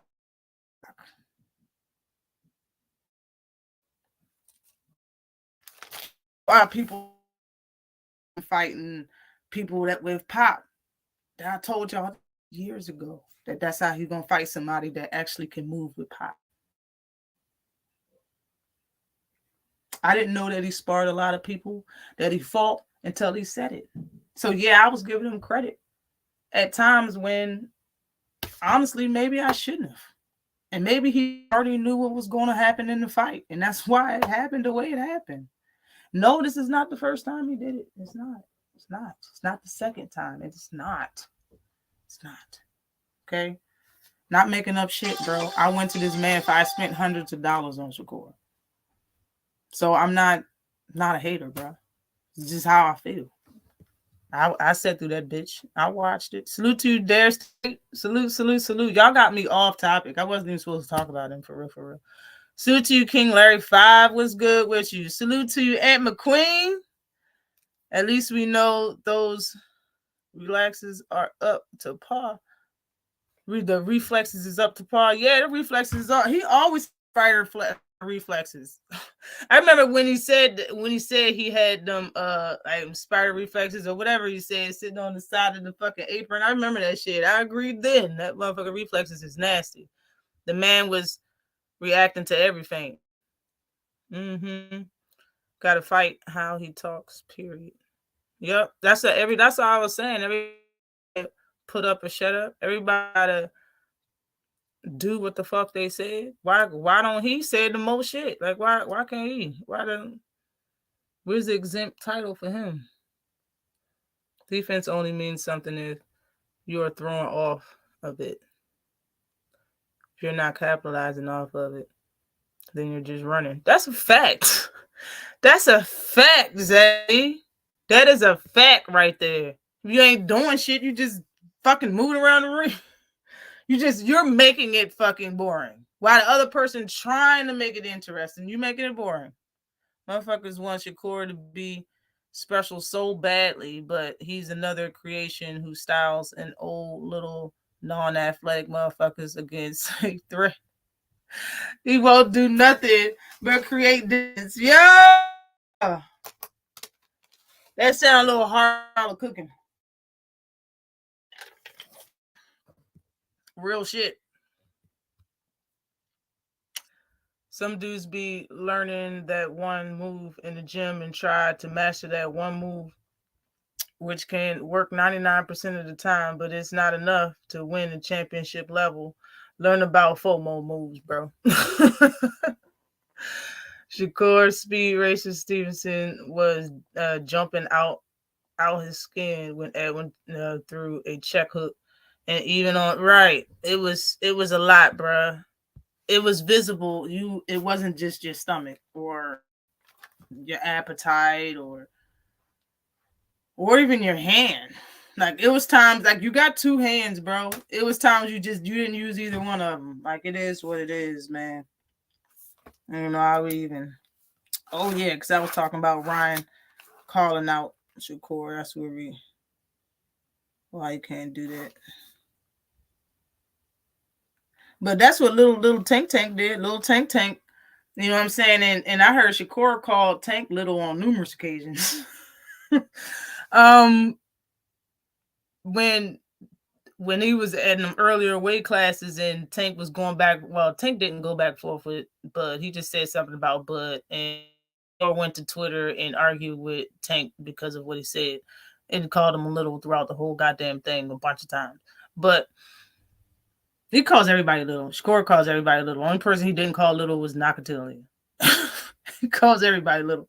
But Lil Tank went up to 140 after fighting at 130 the person that you wanted to fight, Lil Santa Cruz, and fought Barrios.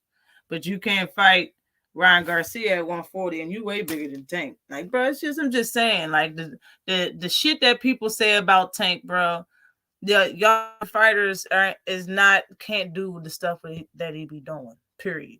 They just can't. I've been saying that shit for years. Y'all favorite fighter is not on his level, man. I've been saying this shit for like 4 years now. Everybody's favorite fighter around Tank's weight class when he was at 130 and 135. And to this day, yes, I just think his levels. Yeah. Y'all been saying his levels for a long time. And because Tank has power, he is above them, in my opinion. If Tank didn't have power, then he would probably beat Tank. Both of them, Devin and Shakur. But the fact is, his power is so stupid. It's so middleweight. It's so middleweight. It's like, bro, you would have to have a ridiculous Canelo chin to even sway my mind. And I don't think neither one of them have that type of chin. You understand what I'm saying? Like, but it's my opinion. Everybody can have theirs, you know. Everybody can have theirs. Hold on.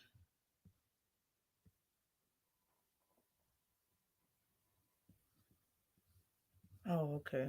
I was about to say, what the hell? We got to stop this notion that Shakur doesn't get hit. Edwin landed 40 punches in a fight where nothing was going on. That's a fact, bro. And everybody and people looking at the 40 punches like, see, Edward, bro, looking at Edwin like he was the issue. He's not the issue. He's not. A month from now, Devin will call out Wilder, bro. It's Tank put that rehydration clause on Barrios, though, and Barrios didn't complain at all. We didn't know that he put a rehydration clause on Barrios until a year after. Think about that. And the only reason why we know is because Ryan made a bitch party so fucking live. The party was so live. Somebody asked fucking Barrios a question that had to do with his weight. And he was like, oh, yeah, he put me on weight. He didn't even care. And I guarantee you Barrios didn't get $30 million when he fought Tank. And I guarantee you he took more punishment than Ryan Garcia did.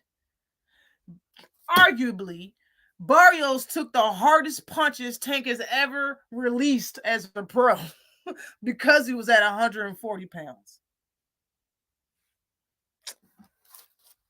Man, let me find this video. Fuck that. Let me find this video real quick. Dun, dun, dun, dun, dun, dun.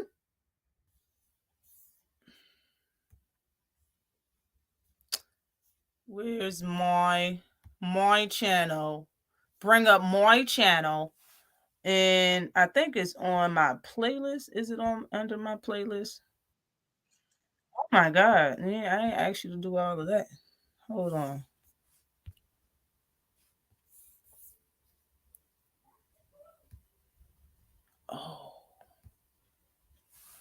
Oh, I see. That's how it works. I think I put it in my, did I put it in my community post? I think it's in my community post. Hold up, y'all. Excuse me.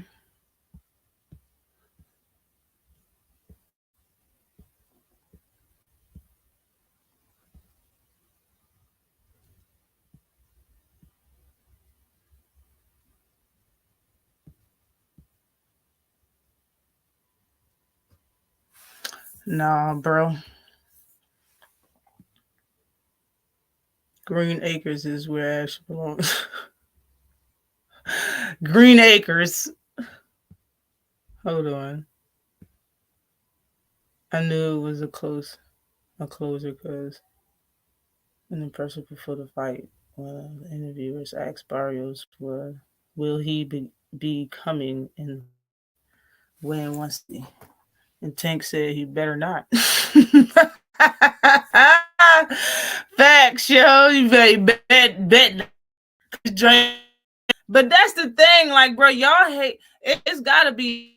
You can't say, well, no, it's the competitive spirit that Tank's supposed to have, bro. Keep that same energy with all fighters, bro. I got ammo for everybody. Then, if that's the case, how can y'all really hate that much? You want to see him might be 180. Y'all, how much this motherfucker weigh fight now, bro? He's a punk. He's that, bro. He's 5'5.5". That's what he is. He's a professional fighter that's knocked out people. How many people have you knocked out in your life? And they wasn't even professional fighters. None. The fuck? Like, just to be 100. Like, y'all, a lot of people really be on some shit. Let me see. I think I remember the name of it.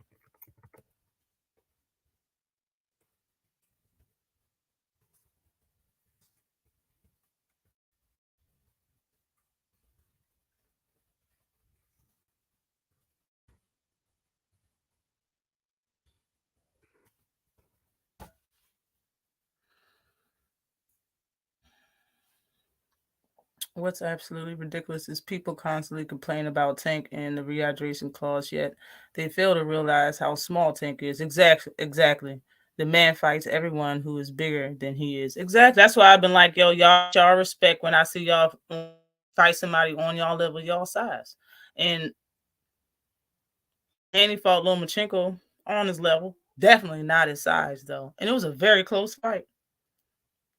Shakur fought Edwards de los Santos, and look how it happened. Look what happened. Just saying, man. Salute to you, Unc. What's good with you, Dre's finest? I've been chilling. Pray all is well with you and your family and friends.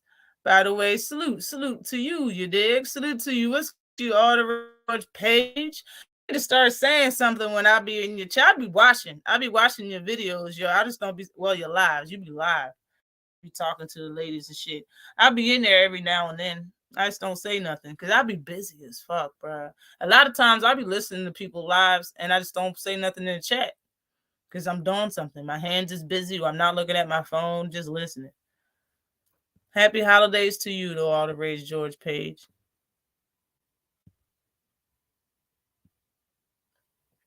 I'm just getting back to the panels. Getting to the hit now. Sure, for sure. Entertaining, though, for real. On the real low. This is it right here.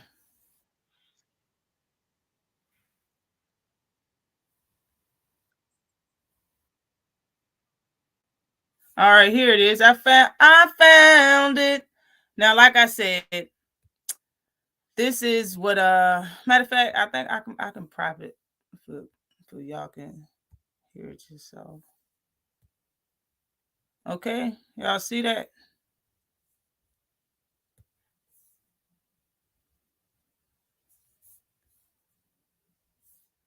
Hold on. This was July 23rd, 2021. I made this video in 2021. Fight. What he had to do, he went in there and did what he was supposed to do. But it's just what he was supposed to. And he will never do nothing like that. And Tank did his thing. He showed it out. Like, I mean, it is what it is. But this is Devin Haney's thoughts on the fight. What he had to do, he went in there and did what he was supposed to do. But it's just funny to me because why skip a whole weight class? The guy is 5'5". You're not even a real 135 pounder. All the 5 pounders are bigger than you. So why skip a weight class and go up to 140 for a secondary belt? Obviously, because you've seen that Barrios was food. He knows at 130 realistic at all. Everybody heard what Floyd said. That fight PB and Mayweather Promotions fighters, yada yada yada. So what it is, read between the lines. Real competition, anybody who Barrios no competition. Be a threat to him. Barrios, no disrespect to him, but you know they built him up for that opportunity, that fight right there. Okay. About was 100% and said he will never do nothing. And Tank did his. He showed it out. Like, I mean, what it is. But this is any. All right. Here I want everybody to let me know if they hear it. If they heard that. Put something in the chat. Say yeah, I heard it. I'm about to play it again. If I don't see nothing, I'll play this bitch again. Damn it.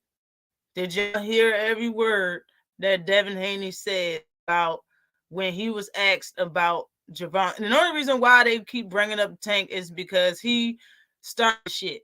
You know what I'm saying? And they always, when they talk Devin, they talk to Tank, they bring up Devin. You understand me? One person ain't enough. I'm playing it again. Thoughts on the fight? Did what he had to do. He went in there and did what he was supposed to do. But it's just funny to me because why skip a whole weight class? The guy is 5'5". You're not even a real 135 pounder. All the 135 pounders. Now I'm gonna pause it right there. Don't everybody remember him saying that he should fight at 140? Don't y'all remember him ever saying that Tank and him was going to fight at 140? Well, like, bro, get the fuck. I'm not trying to hear it. He said in 2021, the dude too small for 140. Not even a real 135. That's what he just said. This ain't before the fight. This is post Tank. This is post Gervonta Davis versus Barrios. This is after they fought each other. He's seen the fight, bro. He know what happened. And this is what he said. So how can you ever act like Tank's big enough for 140? How can you say to people, oh, well, he already had a fight at 140? That should never be your talking point if this is how you feel. If you feel that motherfucker is little and all this other shit, why did you ever say that he should fight at 140? That should have never came out of your mouth. Ever. There's not one reason.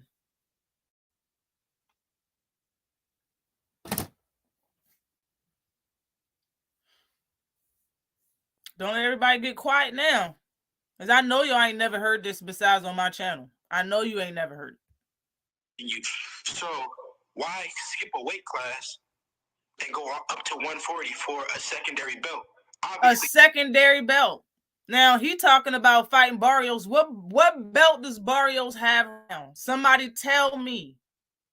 Can't hear you. Was breaking up, Ashley. Was I breaking up? Hold on. Barrios beats Haney, period. And Barrios beats someone. He makes Tank look that much better. That's a fact. That is a fact. Pretty much said Tank shouldn't fight at 140 because he's too small. This bar. I was the only person playing this damn video. Everybody try to act like they ain't hear it. They ain't give a fuck. Bruh, the contradicting is ridiculous. This is like the third. Actually, this is a video. I made the video. Shit. People could have chopped this video up and made videos and shorts about it, but nobody wanted to do that. Exactly. Salute to you, Flawless Mentality. What is good with you, Dr. Mark? What's popping? Yeah. I'm not saying he can't. I'm pointing out the he contradicted out himself. If you already said Dragonfly, I'm not done playing the video. I'm gonna still play it. He's clearly saying the man shouldn't have never fought Barrios at 140. He's clearly saying he's too small for 140. He's clearly saying 2021, right after Tank. He should have said this before the fight. Tank stopped him, and then that's what he said.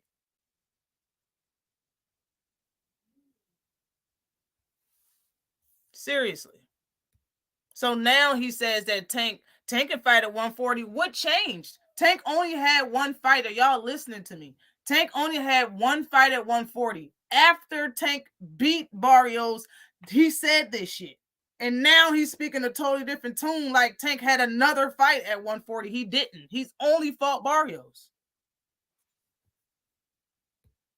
Because you seen that Barrios was food. And who thinks Barrios was food when he was fighting at 140? Barrios stopped everybody he fought besides one person. He had no losses. He never been stopped in his career, never been dropped in his entire career. You talking about big. When I did the video, I pointed out that Mario Barrios started at like 120 or 126 or something. He fought for 1 year, moved up, 1 year, moved up, 1 year, moved up. That's how big this dude is. He fought Tank and moved up again.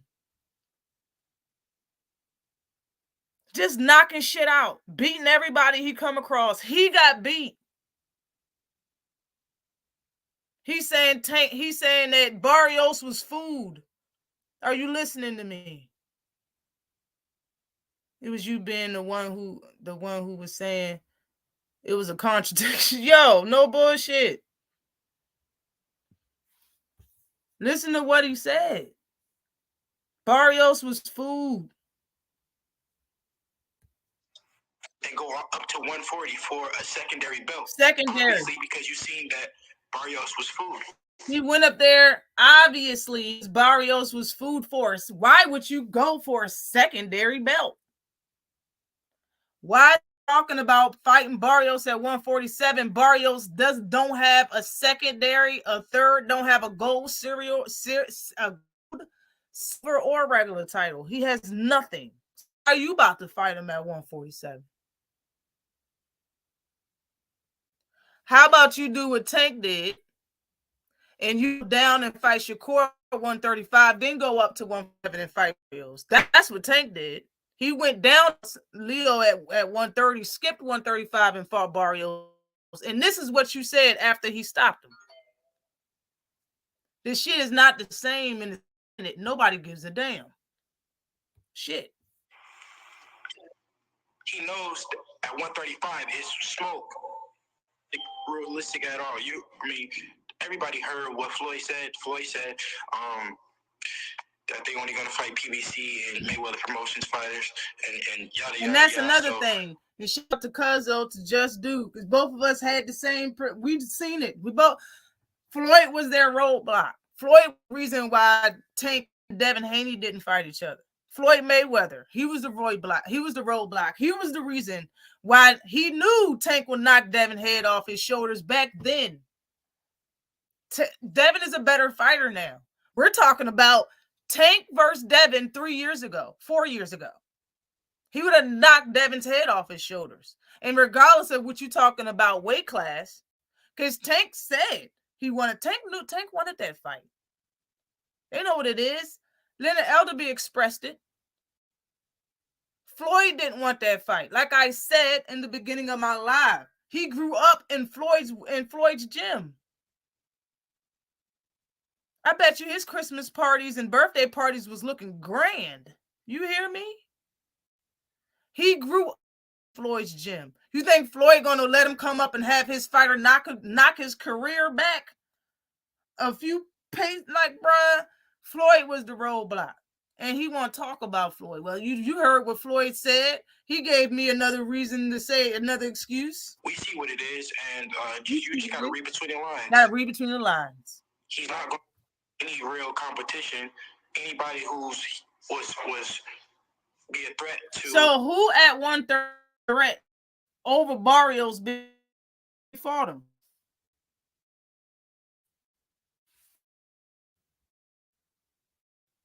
Everyone thinks just because Tank fought at 140 the one time that he should move up, even though right after that fight, Tank was right. He said he wasn't uncomfortable. Just because somebody do it once, though, doesn't mean they have to do it for the rest of their life. He did it for his own reasons. Because he's the cash cow and he's the guy. What makes anybody think that they have the audacity and the guts to make him move up and fight there again? He know he don't like how he felt at the weight class. He know he don't like it. He was uncomfortable.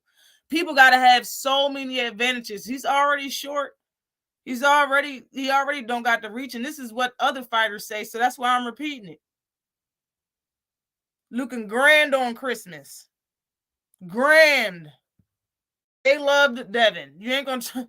They love Devin. You see people right now that got YouTube pages. They love Devin. You think fucking Floyd and them didn't love him? You really think that as a kid, when he was a kid, Floyd and them didn't love him? Floyd a grown man, regardless of how y'all think he looks at things, bro. He didn't want to see Tank beat Devin, or else the money would have went in his pocket as well. He would have made the fight. And a lot of people say, oh, well, Floyd wanted Tank to lose. So tell me what's the reason why he didn't make the fight then? It don't make sense. Barrio had not a loss before he fought Tank. That's right. I have to admit it. Haney is on that bullet. Everyone think just yeah. Hold on. Salute to Gregory. What is with you? What it do? What it does? What it does? To beat him, Barrios. No disrespect to him, but you know they built him up for that opportunity, that fight right there. Okay. Weight class. One more time. The guy, what he had to do, he did. One more time. And Tank did his thing. He showed it out. One Like, more I mean, it is time. what it is. This is Devin Haney's thoughts on the fight. What he had to do, he did. He went in there and did what he was supposed to do. But it's just funny to me because why skip a whole weight class? The guy is 5'5". You're not even a real 135 pounder. All the 135 pounders are bigger than you. So why skip a weight class and go up to 140 for a secondary belt? About size. Obviously, because you've seen that Barrios was about size. At 135 is smoke. Realistic. Everybody heard what Floyd said. Floyd said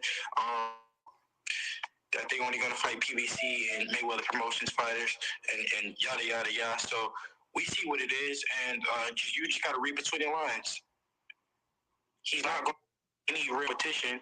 Anybody who's was be a threat to beat him.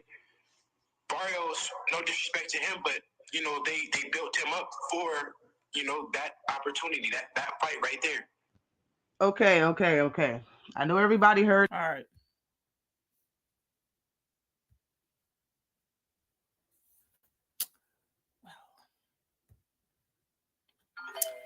Well, let's just move on. I wanted to read what's on the screen. Let me get this here, this little gray part. I just writing down here. If anybody know what that is or can make it out or can't make it out, I'll read it. To J Dick, in-house fights are happening everywhere. Motherfuckers can't see it. Now they just honestly, I honestly feel when people make it to you look bad, it's because you have nothing on them. This shit happens to me throughout my life. It's been happening to me for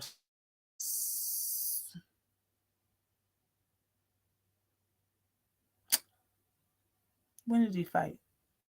What, April of last year? It's been happening to me like this entire time. Don't have nothing on me, so you make up. Like, bruh, only the weak do it because they can't survive with the strong. Okay?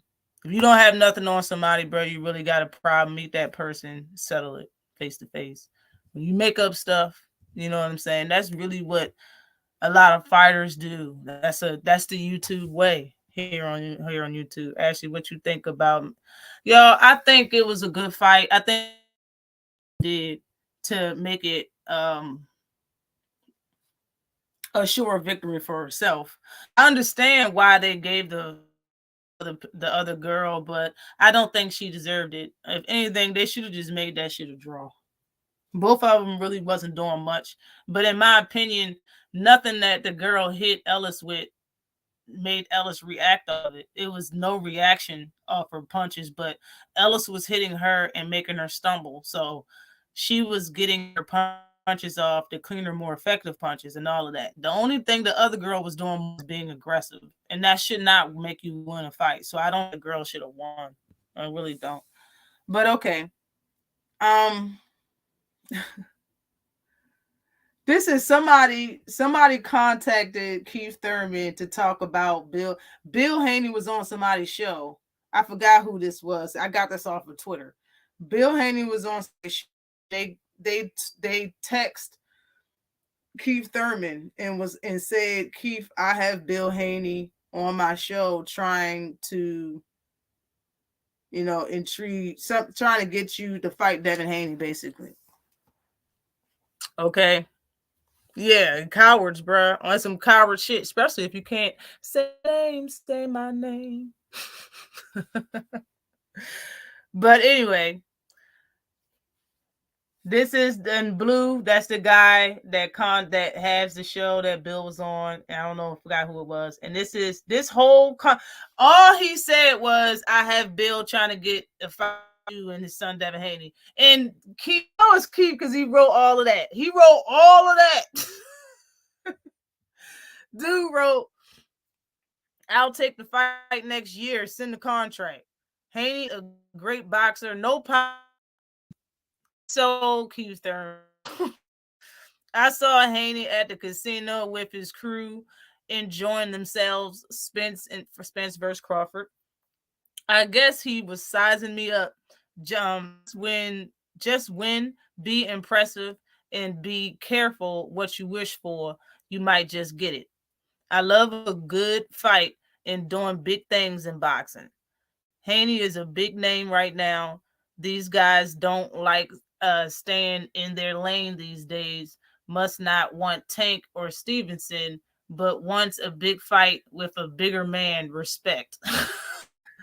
With a fist emoji, and it says, "Wish I could take up your invitation, but don't have the time to fly out to the West Coast for the weekend. I'll tune in to the show and maybe put out a few tweets. Don't get beat up." And then it says at the bottom, it says, "Read this to his dad. It should be good enough." Bro. Yo, Keith wrote all of that, bro. Look at all he said was that in the blue. He didn't say that much. That's all he said in the blue. Keith wrote all of this, nigga. He wrote all of that. I was like, bro, this is crazy. The boxing voice, that's what it was. Bet. Bro, why did he write all of that? How you talk? It's your long-winded ass. He's so long-winded, it's ridiculous, bro. He wrote all of that and talking shit and shit.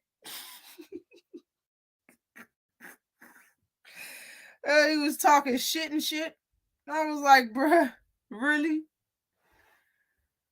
But Devin Haney said, I did everything at 135 pounds that I could.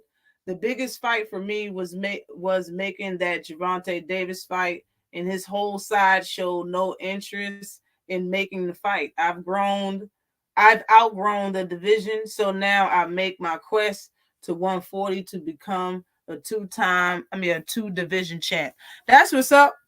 I honestly think he should have. I don't care about him saying that he did everything he could. That's his opinion. He can have it. And but I think this came about a month or 2 or 3 too late. You knew you were going to move up. You shouldn't have kept your titles there. And you knew grew the best when you win. When you made weight for Lomo, you knew you outgrew the weight class. You didn't know when you had the water on and you was dancing like you didn't find out then. You didn't find out when you was hitting the heavy bag. You knew. You outgrew the weight class a long time ago. Honestly, before you fought Lomachenko, you knew you outgrew the weight class, but you could still make weight. That last time you made weight, you knew that you did not have nothing in you to do this again. You should have just was honest with people. And a lot of people, even your fans, agree. You should just come out and say it, because we know we're not dumb. A lot of people, casuals might not be that dumb. They know that you ain't gonna move back down to 135 to nobody. Bro, you big as shit. You been big. But now this said he cannot afford outside of his comfortable in between fights. That's why I said he did it. And now it looks like he meant to go down. Like he said, I can fight at both weight classes. You just admitted that you cannot. All it took was him eating once. And this man cannot make 135 again. If you, bruh, please, man. He been big. Keep sometimes Thurman. No bullshit. He a poet. Damn. No bullshit, yo. He a poet. What time do the fights come on tonight, Ashton chat? I think 7:30. We got like 15 more minutes. I think they supposed to start talking or some shit. But I fucks with him saying that. I'm glad he said that. But he dropped all his titles at 135.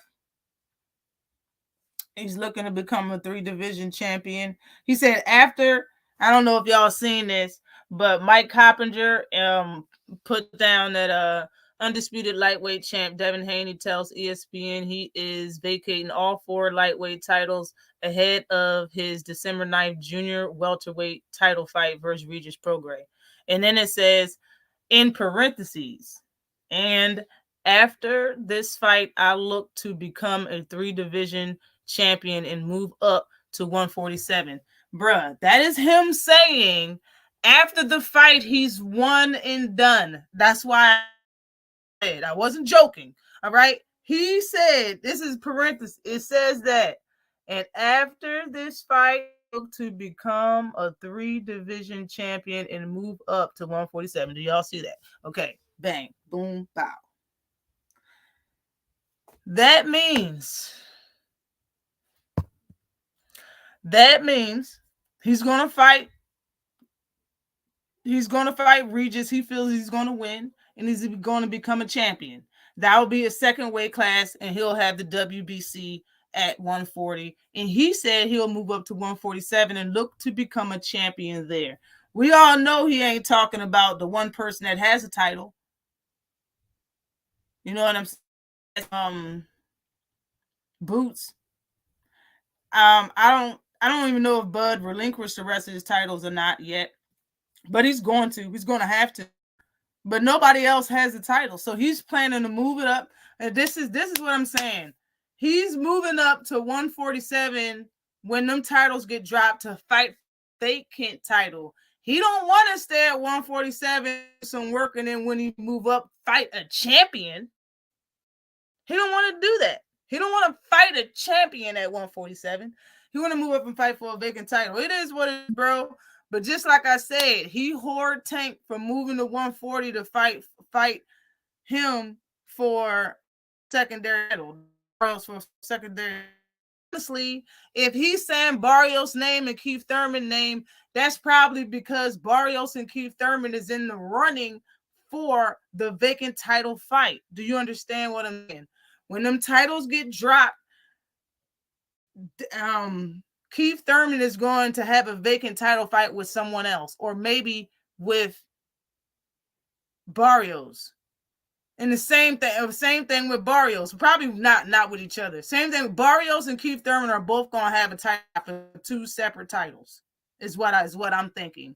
When them titles get vacant, because both of them, they're kind of high in the rankings, and those are the sellers. Those are the people that has the main eye on them. Besides Boots, which already has his title because he's been elevated. He wants to go up and fight one of them for a vacant title. That's all I can see. That Devin's going to fight Regis, get a WBC. That's what he feels. He's going to get the WBC at 140. And then fight either Barrios or Keith Thurman for a vacant title at 147. Oh, bullshit. You're welcome.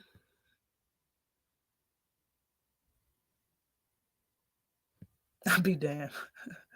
Yo, 140 is stacked. I've been saying, bro, 140 got some real killers. And if you plan on you, there's no reason for that. If Devin is talking about moving up to welterweight and he's getting big, there's no reason for him to stay at 140 and waste time. You're wasting time if you're not doing anything besides fighting for size unifying. So after he get this title, if he fight anybody else, he's wasting time if it's not a unification fight. And the other fighters that got titles is Rolly, and Rolly is tied up right now. Nobody can fight him because he's hurt or injured or whatever. So nobody says Rolly's name because he can't fight nobody, but he's the easiest champion. Okay, you can't fight nobody.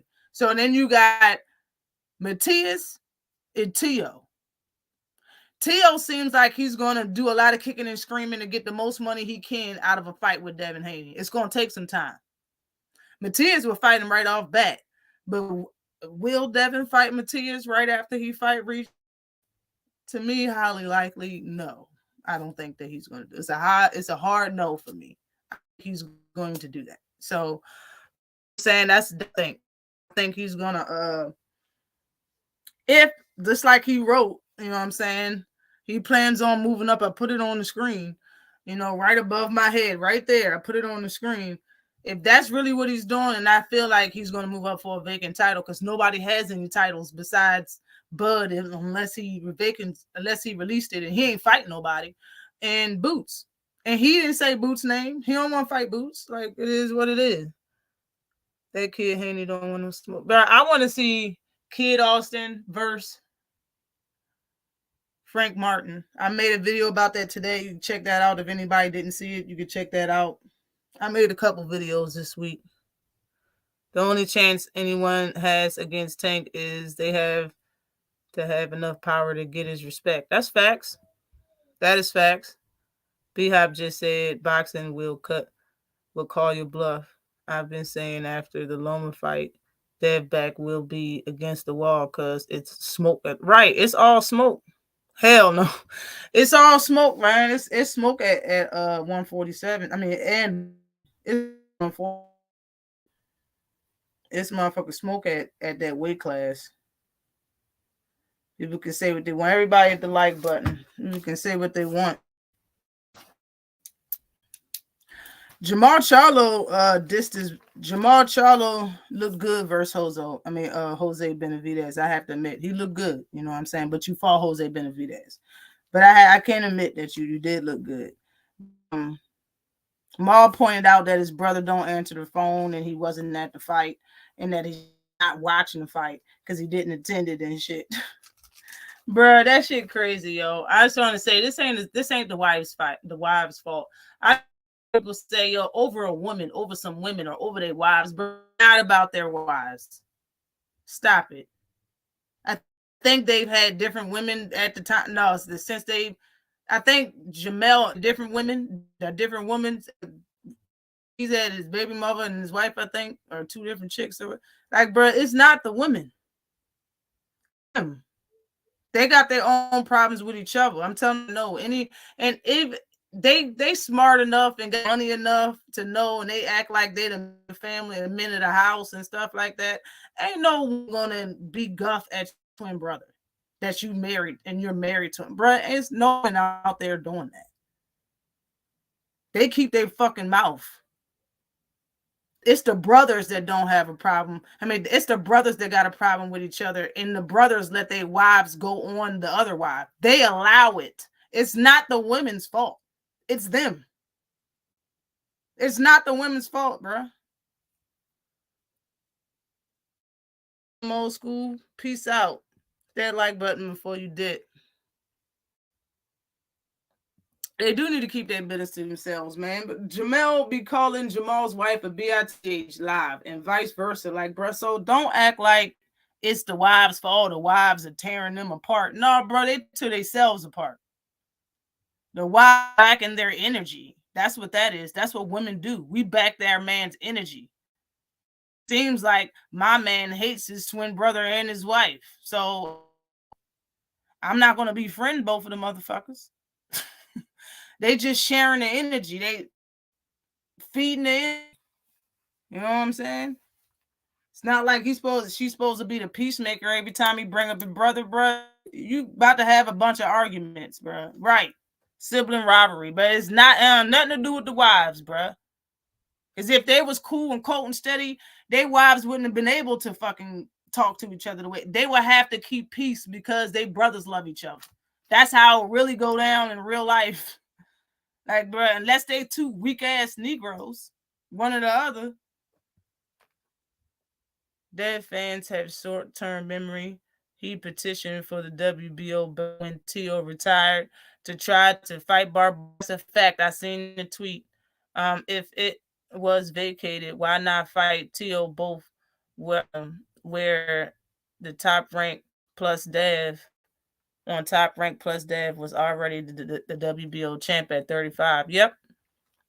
And I remember Tio was like, no, you're not fighting at such and such. You're not fighting. He said, you're not fighting Barbosa's for my belt. I remember that shit. Oscar Duarte that he's been thinking.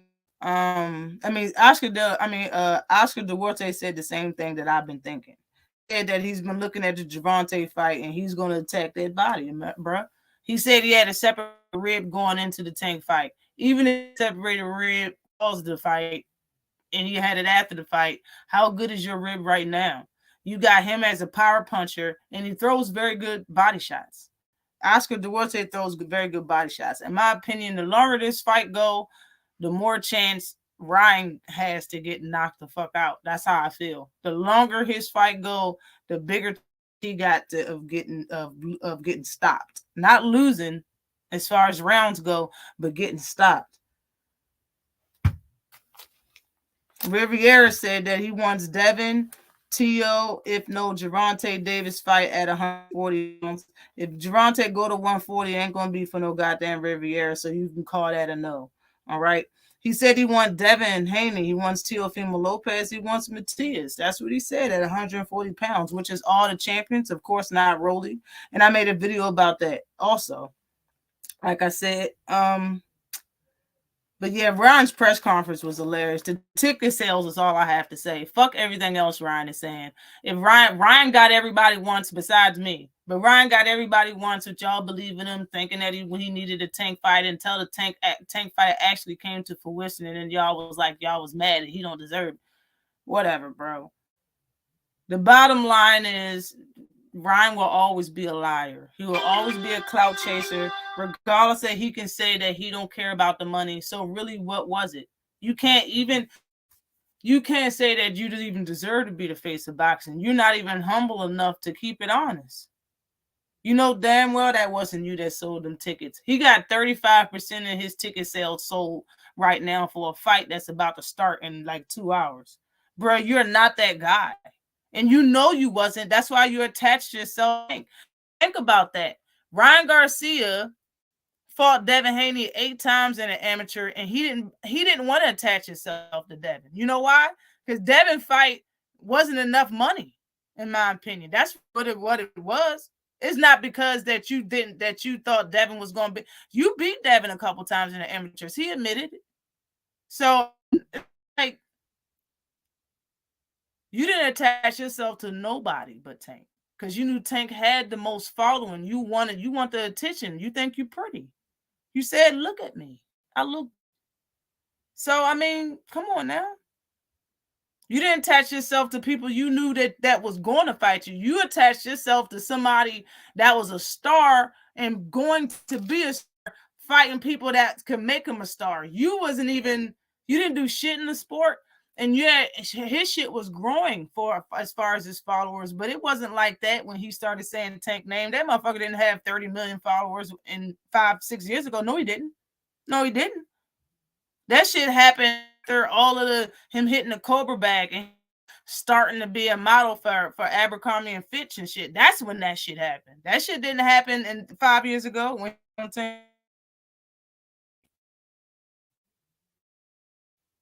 yeah, get drunk because just Luke Hamilton. I can't stand that. Luke dropped him. Luke Hamill knockout percentage ain't like that. I think Duarte's percentage is like a low 90% or something, high 80%, 89% or 91%, something like that. De La Hoya is mad because his fighter may lose credibility. He needed to extend that money train for a little longer. Okay, Ryan said he gave Oscar De La Hoya 3 names. Out of those names, Oscar picked Oscar Duarte. So yeah, he did choose. He chose this fight. He never put Oscar De La Hoya name. I mean, Oscar name there. It was Oscar. And I really would like to know who the other 2 names were. Oscar De La Hoya chose Oscar Duarte fight, and Duarte never fought at 140. So I want to know, like, was all 135-pound fighters that Ryan chose, or did Oscar De the fighter out of the 3 that never fought at 140? I really think it's the first one, because Oscar ain't fucking with Ryan right now. Ryan still want to fight fighters that's 135 pounds while talking mad shit, in my opinion. Ryan, why is Ryan fight in Houston? Should be in Cali. Oscar is a bad promoter and a coke fiend. I don't know why is where it's at. I ain't even pay attention to that though. Ryan didn't want to truly earn his position as a real contender. No, Ryan, just like the reason on why a lot of fighters don't go out and fight a tough fight before they mess up the opportunity. And that said out of his mouth. Ryan Garcia said, the other mistake that I did was not tune up. I should have fought my tune up, but I didn't want to mess it up. I didn't want to mess my chances up. The only way you can mess your chances up when fighting somebody is lose or if you get injured. Even if that doesn't mean fight Tank. If he lost, maybe. But not if you're injured. When your injury clears up, then you can fight. But he is a big guy, and who knows? Maybe his time was expiring, was going out pretty fast because he's a big kid. You know what I'm saying?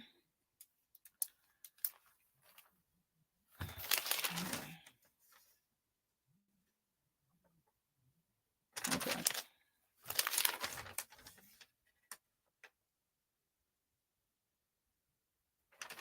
But that's another thing that I was going to say. Devin can't keep having close fights at 147. Hell, you can't keep going the distance at 147. You can't keep going the distance at 140. Like, it's a lot of things that's, man, I don't know how, did he say how long he has left in the sport?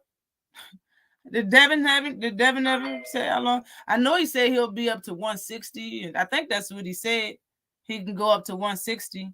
If that's the case, bro, you're going to be in the sport for, it all depends. Are you going to one and done at 147? If you get this fight, you beat Regis and get this title, if you go up and get a vacant title versus somebody, versus Thurman, and you win, are you going to go up to 154? Or are you going to wait until another vacant title or easy win, easy pick happen? Like, bro, it's a lot of variables. Bro.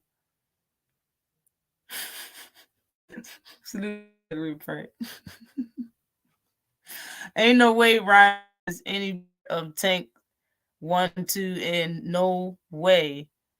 Number 1, 2, no way.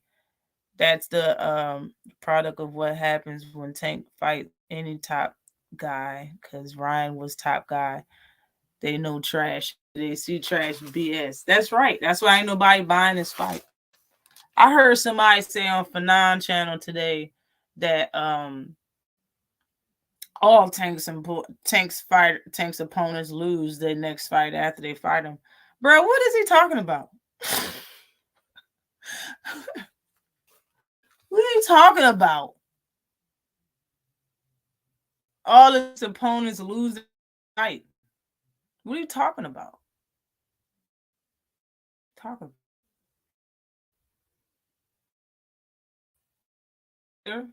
Got his ex-character's eyes.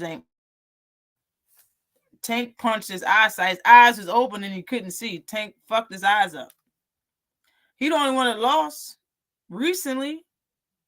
Like, Rolly became a champion after he fought Tank.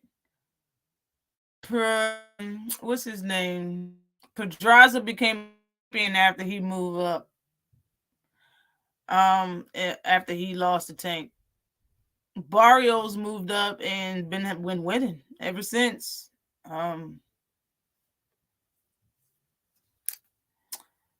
Isaac Cruz hasn't lost since he lost to Tank. I'm breaking up.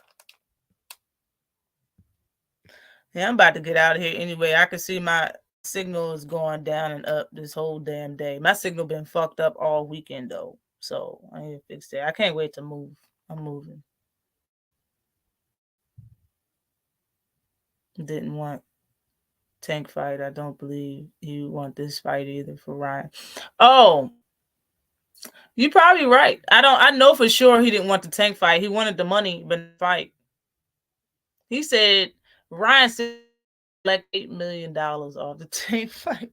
Ryan been saying numbers, bro. You try to tell don't say, and that's another thing, Ryan. That's why I want somebody, blacken his shit, his eyes, and take his larynx out, bro. I'm tired of it. I'm telling everybody how much Gervonta Davis made, nigga. You ain't from the hood. You don't know what he's going through. Your motherfucking California kid ass up, Raisin. Shut up. Lying Ryan ass. Always saying something. Shut up. Telling the world how much Gervonta Davis made. Everybody how much you got made. Tell everybody how much money you made. That's a fact, Dragon fan. Tell everybody how much money you made, but because Ryan made probably 30 or less than that. Tank made more than $30 million. That's how you know Ryan. Ryan said Tank should be thanking me. I gave him. You didn't give him shit. You never had $30 million to give him in the first fucking place. Shut the fuck up.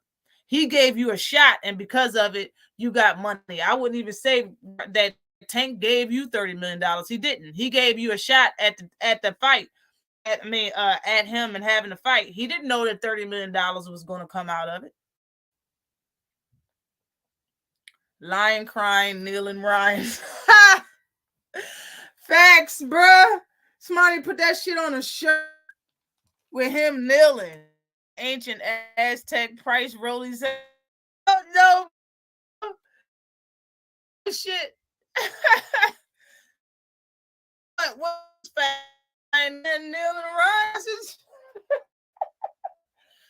You need to be on a shirt. Feel me? That shit needs to be on a shirt, my nigga. Lying, crying, bruh, lying, crying, kneeling, Ryan. That shit's fucking the truth. But yeah, last thing I want to talk about is David, man. David says if rumors are true, that Canelo fighting Jaime Munguia in May are true, David says the rumors that Canelo and Jaime Munguia is fighting in May are true. If that shit is true, he said he's going to ask Al Heyman if he can fight Charlo around the same time so he can eliminate another potential opponent and give Canelo no use but to face him in September. You want me to tell you what's wrong with that, bro? Everything. Everything is wrong with that. You want me to tell you why everything is wrong with it? You sound like he sounds like Gary Russell right now. Let me put this up. He sound like Gary Russell right now. That old man beat Rolly. Yes, he did. He beat the shit out of him, bro. He beat Rolly. Rolly was scared in that fight. You get stuff he was saying that about how hard he hit and all this other shit. And listen, you want me to tell you that he sound like Gary Russell when he was talking about Leo Santa Cruz. Every time a camera got in Gary's face, he brought up Leo Santa Cruz when he was 120. Before he started talking about Gervonta Davis, it was always Leo Santa Cruz. He always kept saying how he knew without a doubt that Leo Santa Cruz was ducking him, but he continued to still try to get that fight. Every single year, he came up with a new tactic to try to get some attention, try to fight the people that Leo wanted to fight at 126, trying to make it no way that he can duck him again this year. Look how his career turned out. I shouldn't say career, but look what happened. Did he ever get that fight with Leo Santa Cruz? Leo Santa Cruz ended up doing his thing in his career, moving up, getting all the big fights, fighting Gervonta Davis and shit. He moved up to 130, got a title, and all the while, the entire time, Gary's still at 126. Now calling out Broner at 140, Devin Haney at 35, Tank at 130, Tank at you call it fucking Bud Crawford, Terrence Crawford at 147. That's who Gary was reduced down to because he wanted to wait for a fight.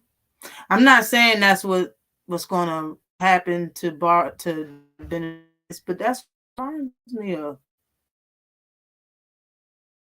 And holding up, you're only fighting opponents because those are the people another fighter wants to fight. You're not doing nothing for yourself. You don't want to fight opponent yourself. You're getting nothing out of it. You're another fighter in. What makes you think that he's going to fight you even if you fought everybody? Even if he fought everybody in the weight class, what makes him think that he's still going to be next and he's going to get his way and get his fight in September? Salute to you, Thomas Hill. What's wrong with your phone?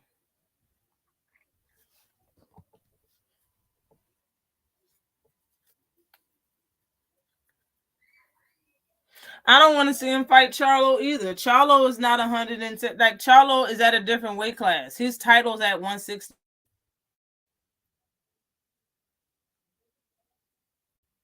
He came off of layoffs. He looked good against your little brother, but that fight,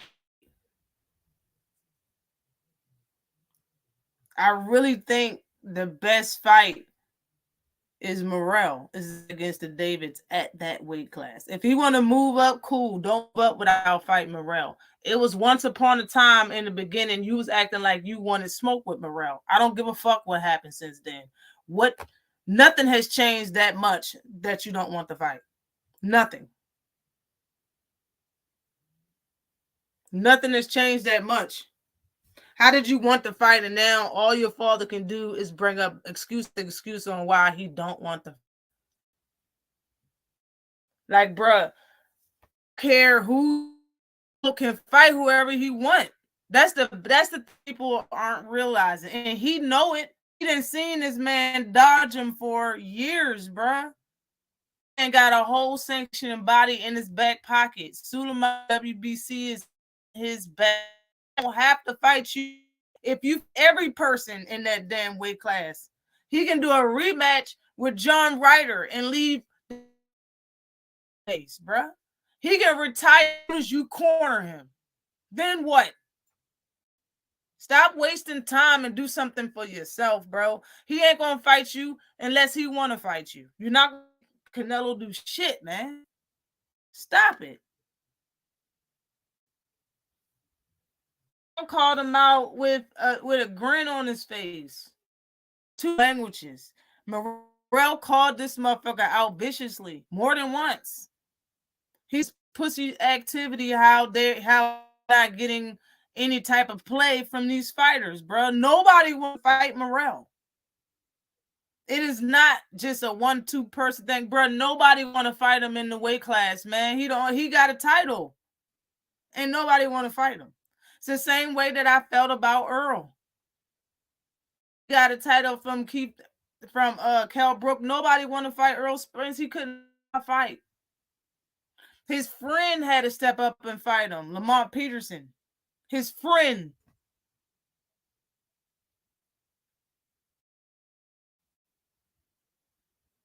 Yeah, Fang. Yo, but seriously, y'all are fighters, bro. Y'all signed on for this shit. That's why I have so much respect for the killers of boxing. The killers like Sierra and Matias. The killers. The ones that don't mind. They don't mind making it a fight. That's why I understand why people like those the Mexican style fighting because they don't care because they know it's a fight. It's that type of energy. In real life, if you fought somebody going to get hit in life, you're not worried about get hit. If you get mad in a fight, you're not worried about if I'm gonna get hit. You about to get, he about to get hit, she about to get hit, that's who about to get hit. You're not thinking about that. You're not in this joint like, oh well, shoot, well, I'm mad, but how good is that right that she got? Like, man, fuck that. You fuck around and get rushed out this bitch. Real life, real shit. I understand these are professionals. But that's why I like Matias, bro. He don't care, bro. Like, Benavidez, nigga shit.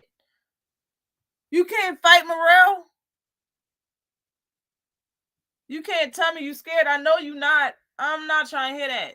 So what's up with your pops? Why he won't let you fight?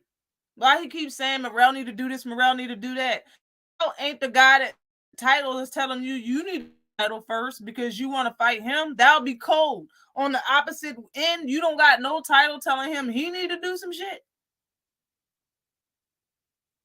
And you don't even plan on getting a title at the weight class. He plan on moving up and fighting Bivol and man, whatever.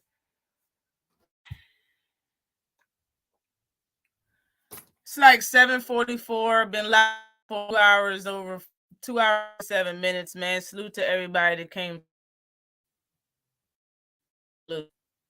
Hope I am when it comes to Devin. You know, I like Devin. You know what I'm saying? I always said that. I like, if I didn't like him, y'all would really be able to tell through videos. Be able to tell through video. Everybody know the people I don't like. Ryan Garcia, I don't like him. I don't like Tevin Farmer. I don't like him. Gary Russell, I don't like him. Those are my three I don't like. Everybody else is pretty cool. You know what I'm saying? I'm not cool with the drug cheats. You know what I'm saying? I got my favorites. You know, Javon. I got Morrell. And those are my hitters now that's fightively. And you know what I'm saying? I still love Wilder. You know what I mean? When Earl come back, I still love Earl. My favorites are my favorites, y'all. And they all hitters. And I love it. Yeah, boy. Salute to you, Underground Asylum. Yeah, I'm trying to tell Phil every week, people paying attention, though. Sound like you clout chasers to me. Clout chasers with an S. Man, salute to everybody that came through this joint, though, man. Salute to you, too. Salute to you, too. It smells like food in here, man. My neighbor must be cooking and it stinks. It don't smell appealing at all. It don't smell good at all. Okay. But salute to everybody that came through here. I'll see y'all next Saturday. Hopefully this fight with Duarte and shit go good. I made a video about fights that's coming on December 9th. Not only does Regis and Devin got a pretty good card. In my opinion, the card that I made the video about is better than their card. They have a good fight, but the card, that ESPN card on December 9th is the best card. That's a card to watch. Yeah, man. You know what I'm saying? But as far as the fight tonight, yo, I kind of agree with y'all was saying. You know what I'm saying? I feel like somebody's going to get dropped. But like I said, the fight go, the more it increases the chances of Ryan to get stopped, in my opinion. Fight go decision, I got Ryan winning it. Ryan is the favorite to win. I think he should win this fight. He would have wrote Duarte's name on paper as one name out of the three to fight and gave to Oscar, knowing he know I fuck with him if he didn't think he can win and watch tape. And like I said, I was shout out, I think it was the Chop Shop, but I was told that he got a padded resume, or I forgot the word to use, but I was told that his resume got a lot of fighters that has a lot of losses on it. So being that Ryan is a fighter with only one loss, you know, he has a lot of good ability. He has good ring IQ, boxing IQ, fast hands. He got a nice punch on him, you know. And in there sparring with a lot of people, has a good amateur record, you know what I mean? He should be the victors, but we will see. Okay. Salute to everybody that came through here. Like I said, salute. Thank you. I appreciate you, cuz just salute the First Lady. Salute to you, Thomas Hill. Salute to everybody that came through here. Shout out to everybody that's in the building. Hit the like button, share.